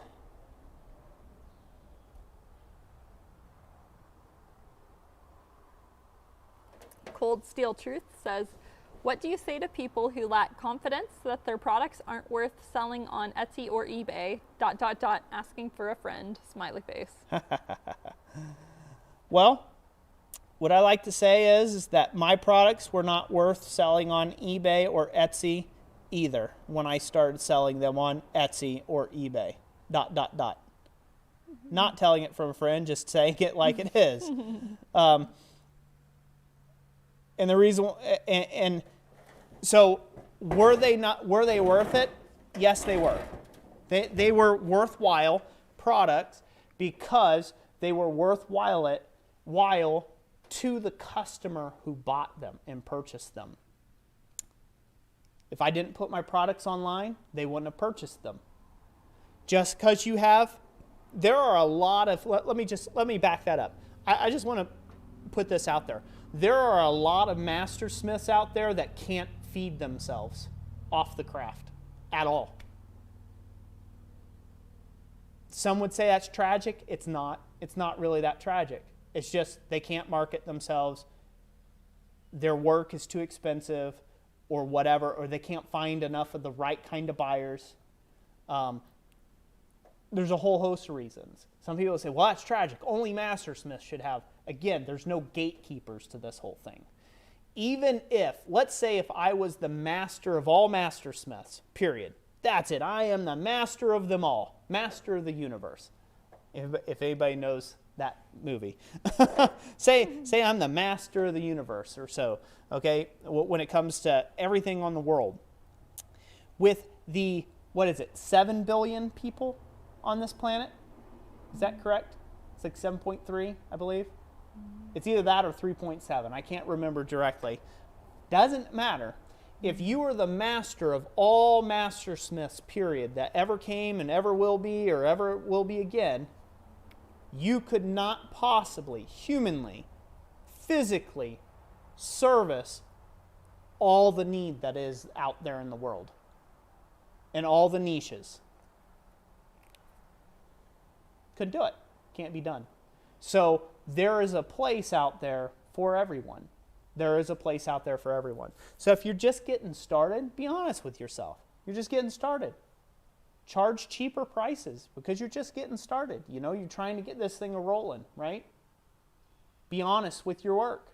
Say, hey, I've been doing this for 3 years. I've got a love and a passion for smithing because, and I want to do this and this is my goals, and put some of that in your bio about you, and then, maybe don't throw all that in your listing itself. The listing needs to be kind of cut and dry about what the item is and why it inspires you and how it would work in their home. And then let the customer, let the market decide whether your ironwork is any good or not. If it's not any good, it won't sell. Make something else. Keep making, regardless. Just keep making, keep posting online. Keep going to craft shows. Keep going to events and art fairs. Because you may think that, hey, yeah, my work's no good, and then you get a railing job all of a sudden. Out of nowhere. Somebody likes the fact that you've got really beat up bars of steel. And they're like, man, I've been looking for somebody who could do just that for a garden gate. Right? Mm-hmm. And then boom, all of a sudden now you're one of those, I'm one of those architectural smells now. I did a gate, right? See, you could do that then. So you got to start somewhere. When I first started selling online, the very first thing I sold online, the very first thing I sold was a railroad spike tomahawk. It was hideous. It was hideous. And but the person who bought it was tickled pink. They loved it. They didn't care it wasn't going to keep an edge. It was a wall hanger thing. They were just excited that they had it. And that they bought it for a gift from a blacksmith. And what else is there to say about that? Was it professional? Was it to the standards I could do now? Heck no. But if I had to wait until what I'm doing now was even possible, we wouldn't even be having this conversation. Yep. Hopefully I answered his question in thorough detail. It is. Sorry, side rant. We need to have an animation, Jessica, in sound that goes rant alert, rant alert, rant alert. We need that. We need that, even on our streams. So you could just start hitting it right away when Yeah. I start getting down a tangent. All right, like the screen should turn like red and like narrow in. Rant alert, rant alert, rant alert. Stamper Knife said, I recently got into smoking meat and I'm considering making some barbecuing tools. What would you suggest as far as sales? Get as many as you can.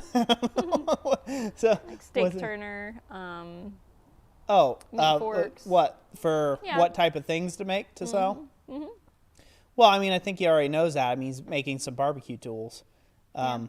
If you're trying to maybe clarify the question a little bit. What type of? It's kind of broad. Ambiguous. Yeah, ambiguous. Daniel Brooks said, Roy, when you made your Fuller Hardy tool, what type of metal did you use to make this tooling for your work? The Fuller Hardy tool. The Fuller Hardy tool. Is probably for the either maybe it's the spring swedge one because that was the only recent one. Clarification?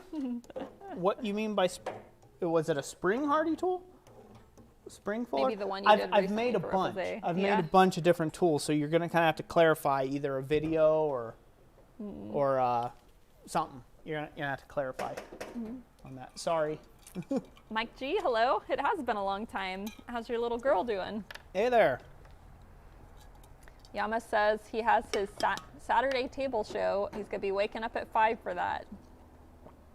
Awesome, Yamez. Sell big. Sell big.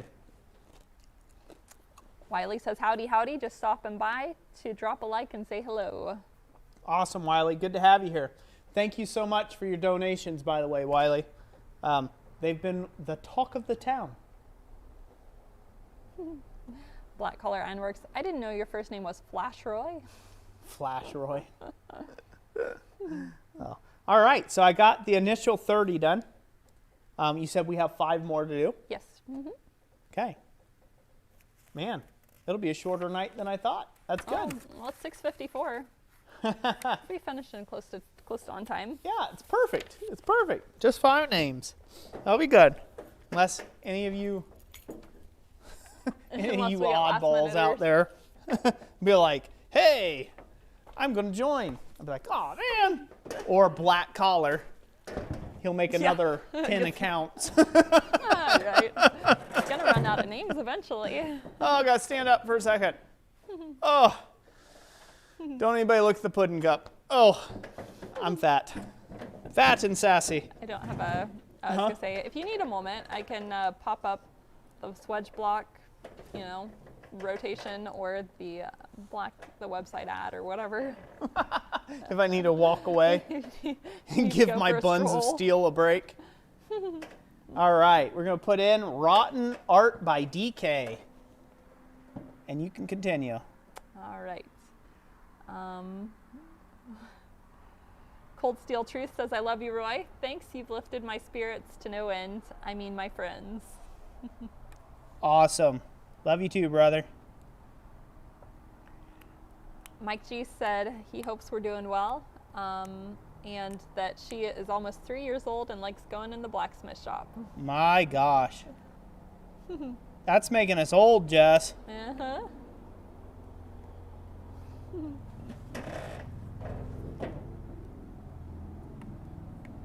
Jeff Killian said, Roy, the answer to what I should make is all the blanks that I sell. Yes, Jeff. Yes, Great answer. exactly. Great answer. Those hooks are super fast. See, he's catching on. Mm-hmm. You can get those over at blacksmithpdfs.com. Where can they get that at, Jess? Blacksmithpdfs.com. That's right, at Segue. blacksmithpdfs.com.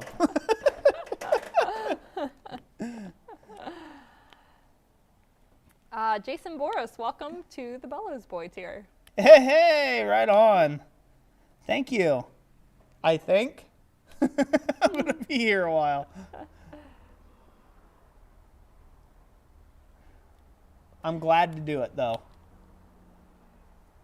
Jason Boros said, I started a little while ago as a form of therapy for myself. I just made my first knife sale yesterday. The person asked me to buy it. It wasn't advertised. It wasn't perfect, but I'm very proud. Very awesome. Super glad for you. All right, got that done. Now, Rotten Art by TK is done. Now we're moving on to Dustin Lowry. Or Lowry? Dustin Lowry? I think it's Lowry. Mm-hmm. Oh, do I need to clarify the spelling? Give me 1 second. No, it's Go over fine. there. I've got it. Okay. Laurie. I think it's Lori, but I could be wrong. Is it I-E at the end? Yes. Uh-huh. You just got L-A-U-R-I. Oh, it's Laurie. Sorry, I must have misspelled Woman? that. Sorry. Janet McComb says, the coolest thing ever, I'm blacksmithing in my little shop while listening to you. Kind of makes me feel talented. Very cool. You are techno savvy. Wayne Heights, what happens when one's hammer runs away from them? Is this the beginning of a bad joke? The hammer's running away. Get another one? I don't know. I was looking to see if he continued the other half of that statement. Stop hammering for the day? Grab another one.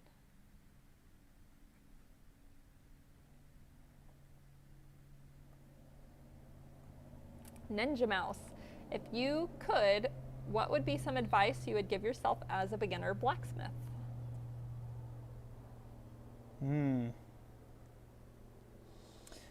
The type of advice I give all beginners now. It is not the tools that make the smith. It is the smith that makes the tools. When I was first getting into it, it was really common. It was really common for me to think of whenever I saw demonstrations going on, right? I saw people demonstrating or things like that. I thought that the reason that they were able to do the great things that I could see them doing was because they had the best tooling. And at that time, I was the short stack on tools. I had a couple pairs of pliers. I had a vice grip or two. I had one pair of genuine tongs, a Harbor Freight anvil, a Harbor Freight 3-pound cross peen, and a Dream, right? And I thought that that was hindering me from creating good ironwork. And that's just not the case. It's just not the case.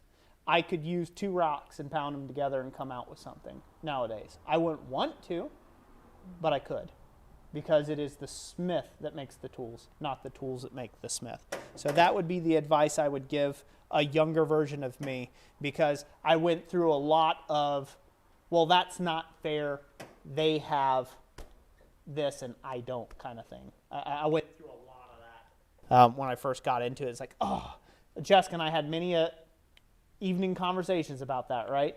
Because I was like, oh, hon, but if I just had this tool, man, I could just make all these great things that I see everybody else make. Oh, I could just do this. Oh, I could just do that. And I spent a lot of time being envious and being tool envy about things like that. So that's where that statement came from. It's not the tools that make the smith. It's the smith that makes the tools. Harold Hotchkisson, have a wonderful evening and stay safe. Said the storm's rolling through. Harold, thanks for being here, brother. Thank you for being a member as well. Brittingham Forge, hello to you. Brittingham Forge, hello, hello. Bill Wool says you're going to have to abandon the bucket soon and sit on a rug. Ooh, man, I'm going to have to. Get to show you all that awesome plumber's crack I've been working on all these years. You'll be down below camera level on that part. Let's hope. Let's hope for the viewers' sake. Mike G, you have a good weekend too. Take care, Mike. God bless you. So Wayne Heinz's answer was, I keep hoping to wake up and find out it's a joke about his hammer. But Mike G, no, not Mike G. Black Collar came up with a good answer. He said, the hammers ran away. That's called chasing work, right? Oh, that's good. It is a good one. Messy Laura said, when our boss used to walk through the workshop, we would hide the hammers, or we would spend the next day repairing what he tried to do. Laughy face. That's funny.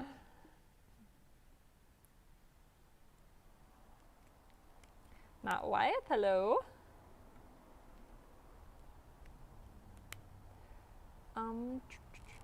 Alice, good. I'm glad the necklace made it to you.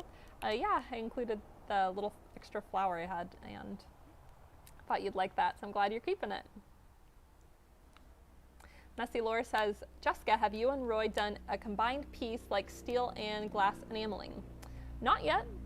Not yet. We've kind of briefly talked about it here and there, but we haven't yet. I still need to experiment some more with enameling on steel. It can be done. A lot of like manufacturers who do enameled steel, they have an extremely low carbon steel that's specifically for enameling that they do. But I've also read that there's a, I think they call it a base coat, or they call it a ground coat actually, that you can put onto steel and then enamel on that, and basically it kind of acts like a buffer between the steel and the glass because they expand at different rates. So I need to buy some of that and try that, but it would be really cool because then you'd be able to add, you know, some more colors than what you can normally get out of steel. And enamels are, it's nice to have the depth that you don't get out of just paint.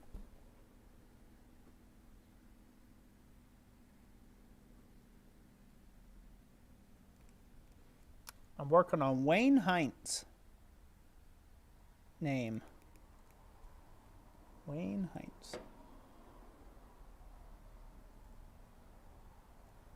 Frank Strock says, just a reminder to all those who think their ironwork is no good, keep practicing. Save what you think is bad, and a year from now, compare your work to previous work and see how far you have come. I was telling Denny this the other day over the phone about your flower, Roy.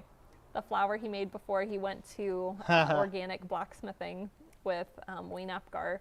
And he went out to the shop and he's like, I'm gonna try making a flower. I think I can do it. And so he went out there and he made this flower, and it came It's back. pretty bad when your wife is laughing at you right now telling the story. Like, oh, bless his heart. Yeah, so he came in and you're like, I made this. And I'm like, oh, that's interesting. Yeah. So it looked almost like a nail or a spike on the one end of it. And the flower is kind of, there's blobs for petals, and we still have it. And she told me, wow, awesome, hon. It looks so great then. Well, what a liar, I'm telling you. You know, I gotta be encouraging. I didn't want you to quit. It paid out in the long term. Oh, it did. It did. Melvin Bellier Welcome to the Bellows Boy. Hey, thank you, Melvin. Melvin. Welcome to the Bellows Boy.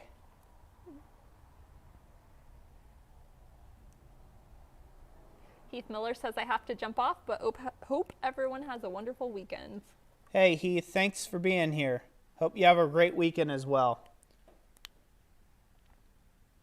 Uncle Buck, did you sneak in here? I see everybody saying hi to you, but I don't see your comment. Ooh, oh, there you are. Uncle Buck. You're at work, you're listening. How's it going, Uncle Buck? Messy Laura said maybe do a steel dragon or butterfly with enameled scales and wings. That could be good. That would be neat.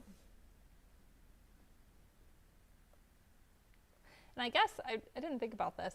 I mean, technically in like galleries and stuff like at Quad State, you can submit a piece made by multiple people. You just you just put on there who is made by, but it's not a requirement that it just be made by one person. So that could be a cool project. Good. Combine project.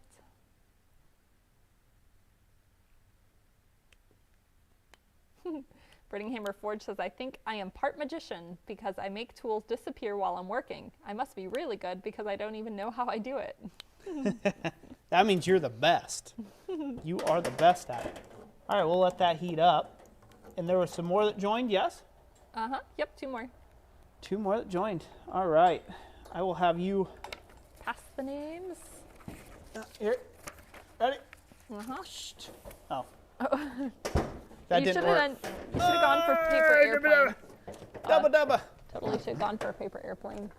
Like just throw it across the shop. It's flying back. It's like every time you watch this, like fee, fi, fo, fum. Oh yeah, that's totally what it looks like. There's a giant coming. Oh, brother, that's bad. All right, let's see if I can sit down here and keep it PG. Oh, there you go. we You're go. good. Hey, I'm still here. Sweet. You're fine. If I would have left a little room between the wall, I could drop my legs straight down through here. Oh yeah.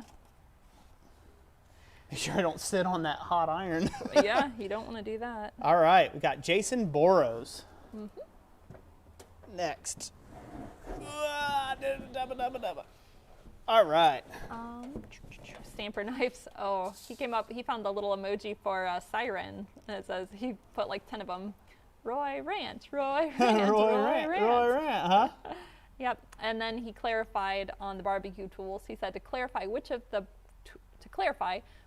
the tools do you think would sell the best, such as long-handled knives and spatulas and so on, for barbecue type related tools. Barbecue tongs sell really good. They're a bit finicky, but they sell really good. And utensil sets too. We've sold some of those before, hand-forged utensil sets like a spoon, knife, and fork. Thank you for the clarification, by the way.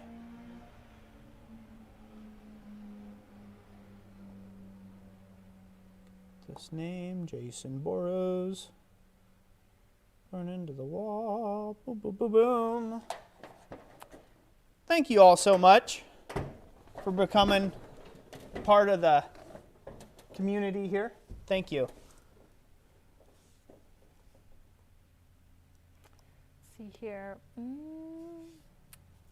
Anson from Ivy's Forge and Homestead. Good evening. Good evening. Granddad says, Bar Run just released a video. Everybody, let's ditch Roy. Go watch it. Do it.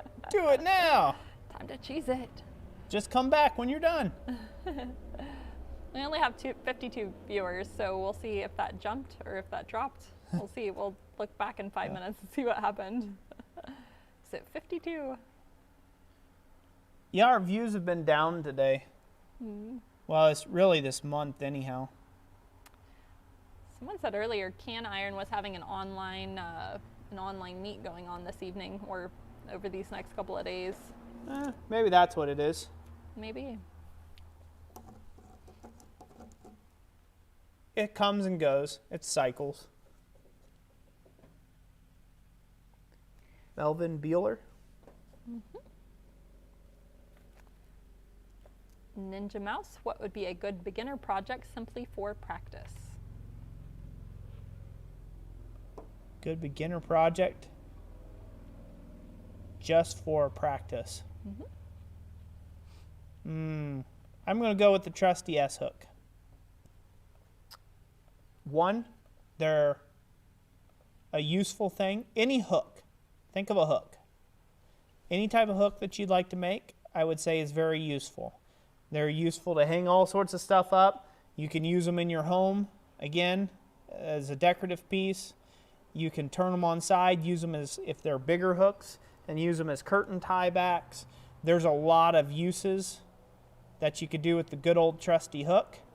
And so it not only gives you the rewarding experience of making something and practicing your skills, but it also gives you that added advantage that it's a useful item when you're done.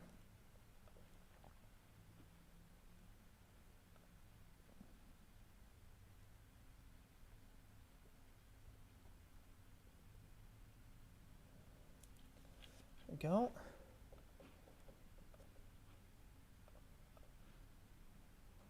Tinker's Dam. Hey, did I miss anything? I just finished work. No matter how hard I work, no matter how hard I hammer the keys, Excel will not hurry up. Yeah, just chatting. Real riveting content here. We got your name on there. You were Yeah, we on got the your list name on today. there, Tinker's Dam. Yep, we're getting caught up. Let's hear. Let me find you. You are.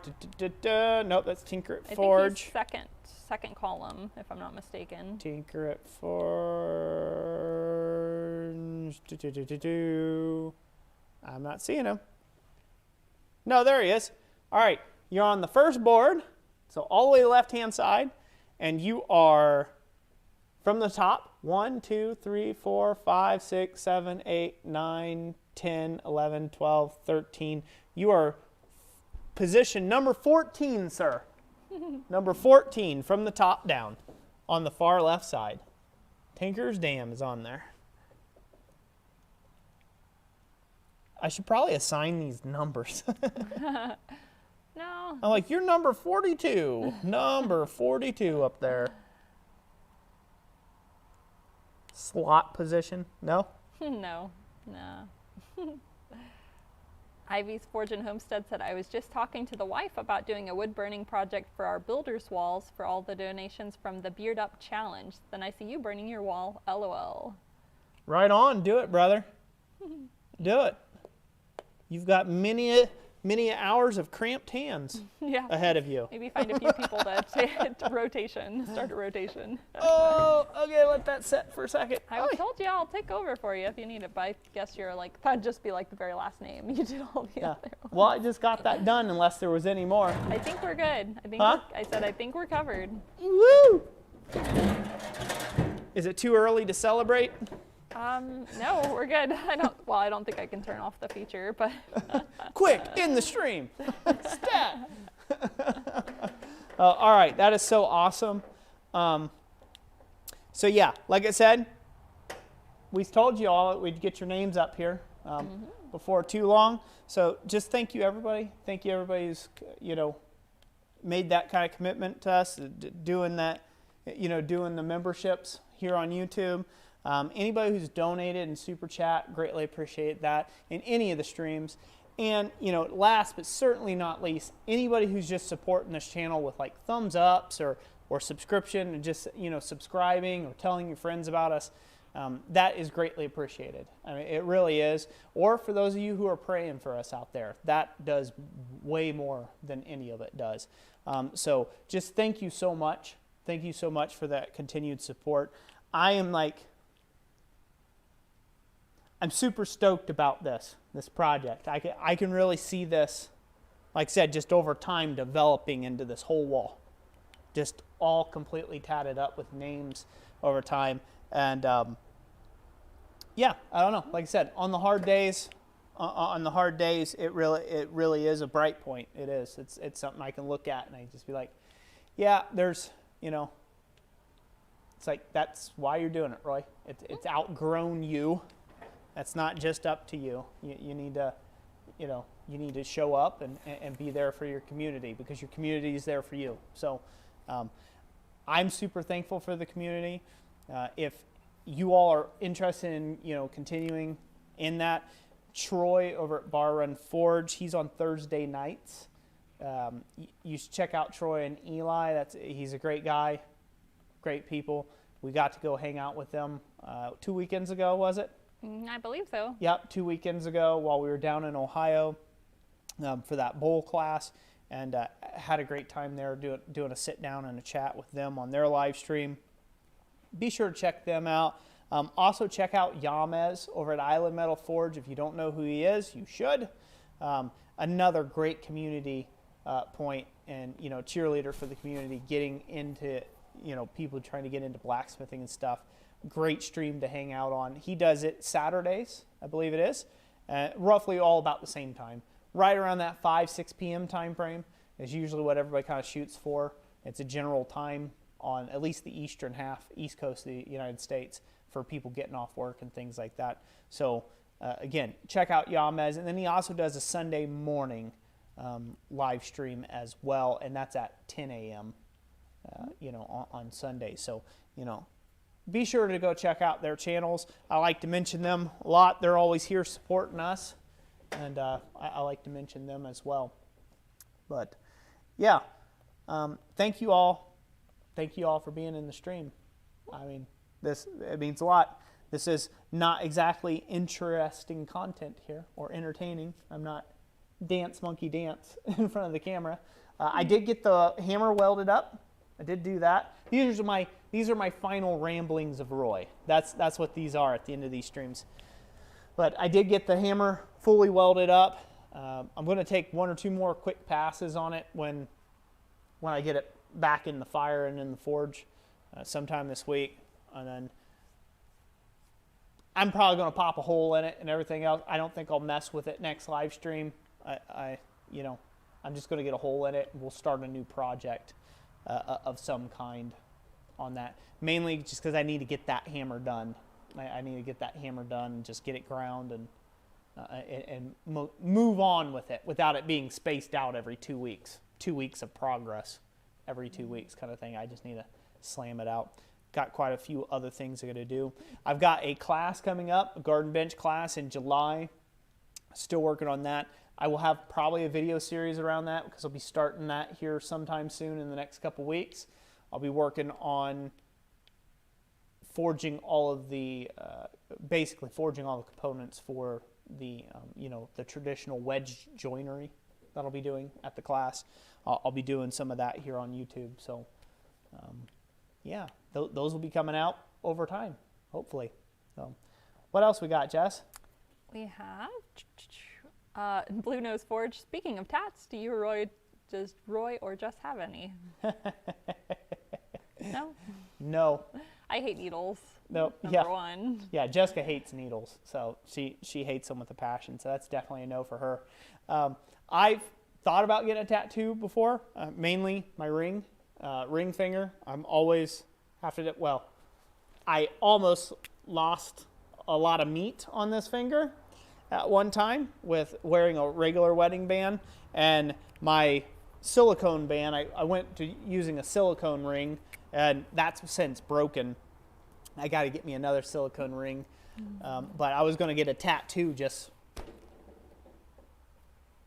I'm not marrying anybody else, preferably in my entire life, so I'm with her till the day I'm dead, so I figure it might as well, right? Mm-hmm. But then I got to thinking, if I get a tattoo on this finger, before you know it, you're spelling stuff out across all your knuckles. You're going to feel unequal. I will. My OCD will bother me that it's just on this finger. And so I'm like, I'm not going to chance it. Don't have tattoos anywhere else, so might as well not have a tattoo there either. So I got to get me another silicone ring. Great question. Bar Run Forge says, thanks for the shout out. Very welcome, Troy. Stephen Watkins, Jess and Roy, as always, thanks for all you guys do for the rest of us. Very welcome. Ninja Mouse says, new to the channel, but can already tell I'm going to stick around for sure. Helpful, entertaining, and just in general, great people, both on camera and in the chat. Awesome. Awesome. I'm glad. Thank you, chat. Thank you, chat, for convincing somebody to stick around our community. Thank you. That's awesome. I want to give a hand clap to everybody in the chat. That's good. We do have one of the best communities on YouTube, I think. The blacksmithing community is, in general, it was on our channel. I can't really speak for every single channel out there, but in general, we keep our channel fairly clean. We keep it fairly clean cut. We don't let people be abusive in comment sections and things like that. So everyone's welcome here. And we're just glad to have you. We're glad to have you. Tickled pink to have you. So. Rob Huff said, my streams will be at 2 a.m., so I won't have to worry about any viewers. LOL. When you streaming?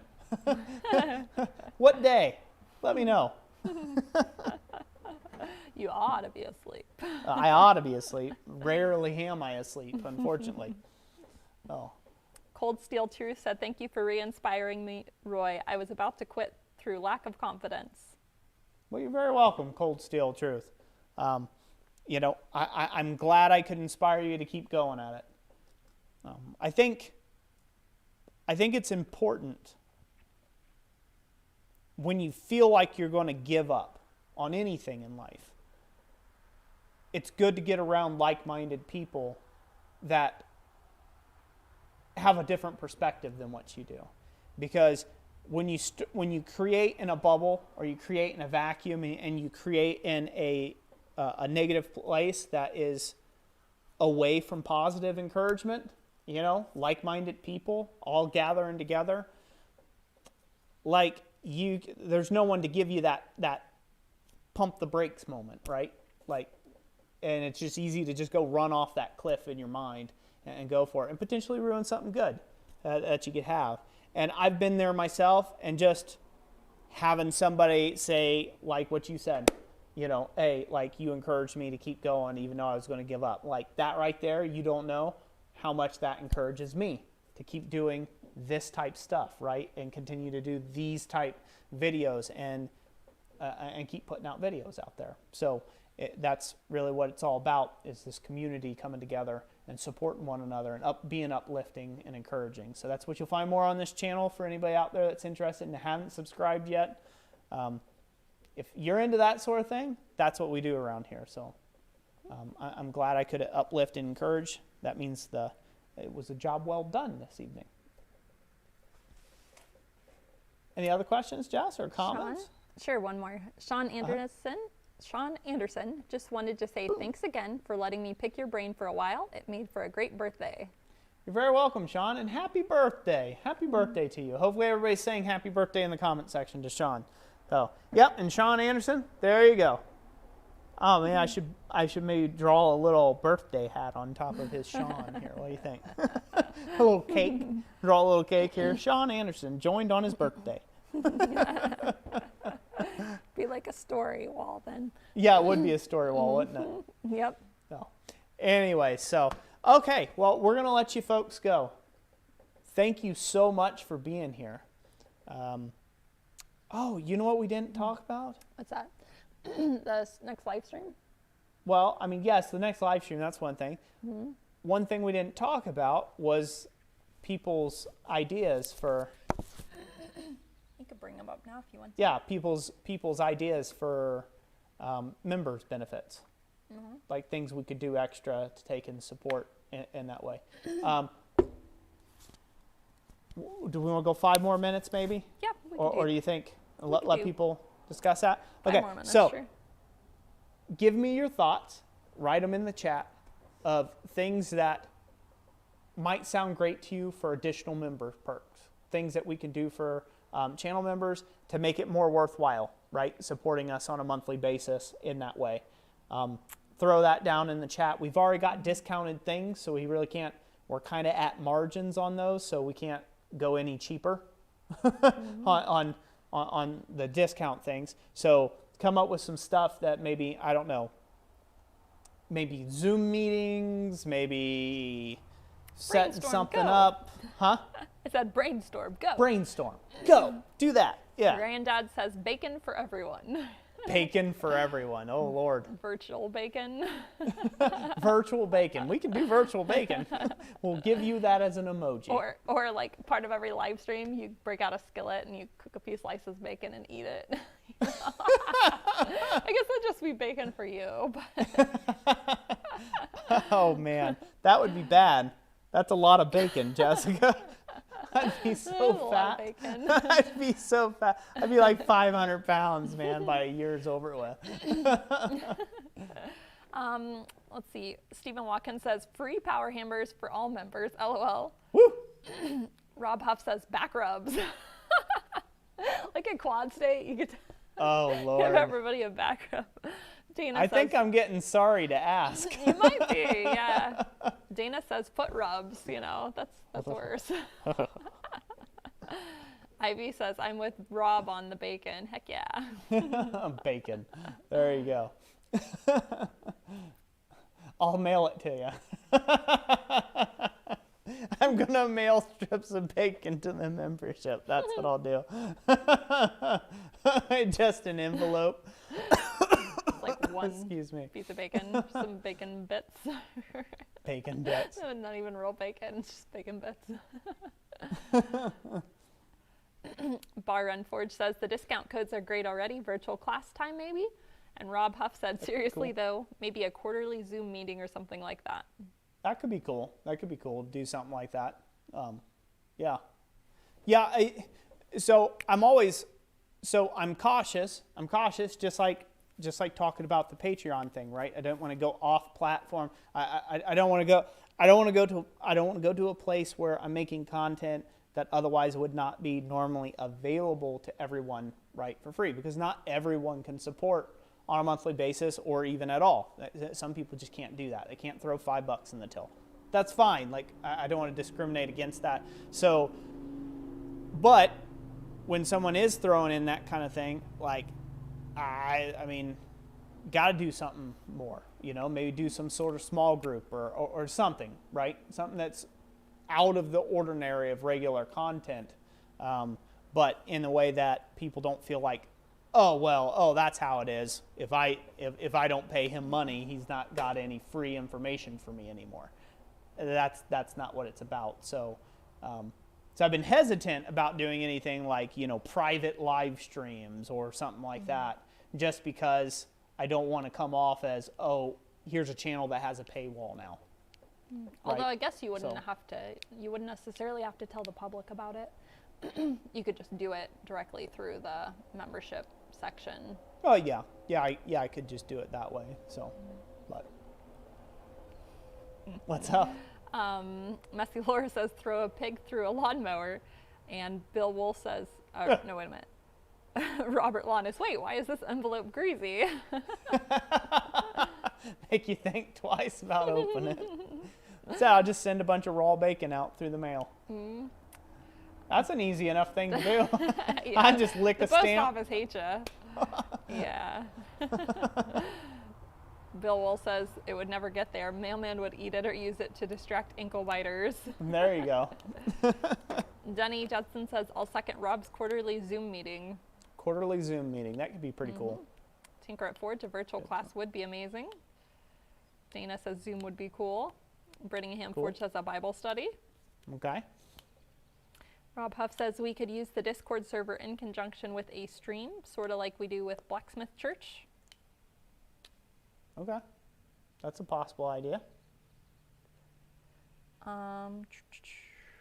So make the Discord server open to members? Like the members that they can use that way they the can separate share. Discordian. That way they can share. photo. Yeah, that way they can share like projects they're working on or things like that. That could be a neat idea to put up there. Let's see here. Jeff Killian, members only hammer in. It's a possibility. That's a possibility. Someday. Let's see here. Redboard, did I read this one already? A Discord channel where community can show off each other's work and chat. Oh yeah, went along with that. Yeah. I mean, that might be a possibility, doing it that way. Messy Laura had said autographed hammer handles. If only it wouldn't wear off though. Well, she's You'd have talking to about burning it in. That's what yeah, it is. Yeah. That'd be a lot of hammer handles. That would be. Send them out. So. Well, so far the two good ones is, the Discord thing could be good, and then I mean, they're all pretty good ideas, especially the bacon. I mean, I think that's simple. Could do the bacon through the mail. That's pretty simple. But No you know, perishables. but beyond doing that, you know, doing like a quarterly, doing a quarterly Zoom meeting or something like that, that could be kind of cool. Just as like a hangout, like a Zoom hangout meeting, that could be a decently done thing. Rob Huff said What else? that he has a Discord server and that he could create a section for members. Okay. So You'd have to talk to Jessica about it. yeah, like I have no idea with Discord. I haven't even ever been on Discord. Well, I'm on Discord on Yamez's, so it's interesting. Denny said quarterly like Zoom meetings is not so often that it's cutting people out. Yeah, I think that'd be good. Well, and the other thing too is I'm a super slam busy guy too, right? And so I won't want to make a commitment to doing something because once you run your mouth on the internet, it's out there forever, right? And someone's going to call you on it eventually. If I promise out something and then can't deliver, Yeah, maybe then it's out there forever that I promised out something that I can't deliver on. that could just be where like random like little pop-up things like we do. Like it doesn't have to be the same every time, but you know, we could just give like a week notice or something like that in advance. Yep. Well, that's some food to thought. I'm starting to space now. I'm starting to think. I'm starting too to much? think that out too much. So, but yeah, I like those ideas. Jessica's written some of them down. I haven't did, you? yeah, I jotted them down. Yep. Good. So, all right. Well, I'm gonna get off here. I'm gonna go ice my thumb and go rebandage it. That'd be good. Yeah.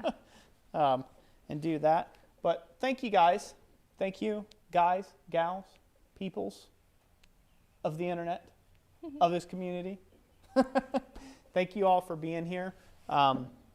Thank you for all the new joiners in the stream. That wasn't expected and it was cool to see. I don't know, we had like 10 new members or something like that this stream? 7. 7? I mean, that's crazy. Just to jump in there all of a sudden. Very cool. So thank you all very much for that. Thank you for showing up and spending some of your Friday with us. Greatly appreciated. If you get a chance to go check out Yamez's stream, definitely do so tomorrow. I'm sure he would love to have you by. And yeah, until next time. Next live stream will be in 2 weeks. Mark your calendars. Set your dates. In 2 weeks' time, we'll be giving away another Holland Anvil Swedge block. So you'll want to be in on that stream too for your chance to win. All you gotta do is be there and be actively commenting. Pretty slick deal.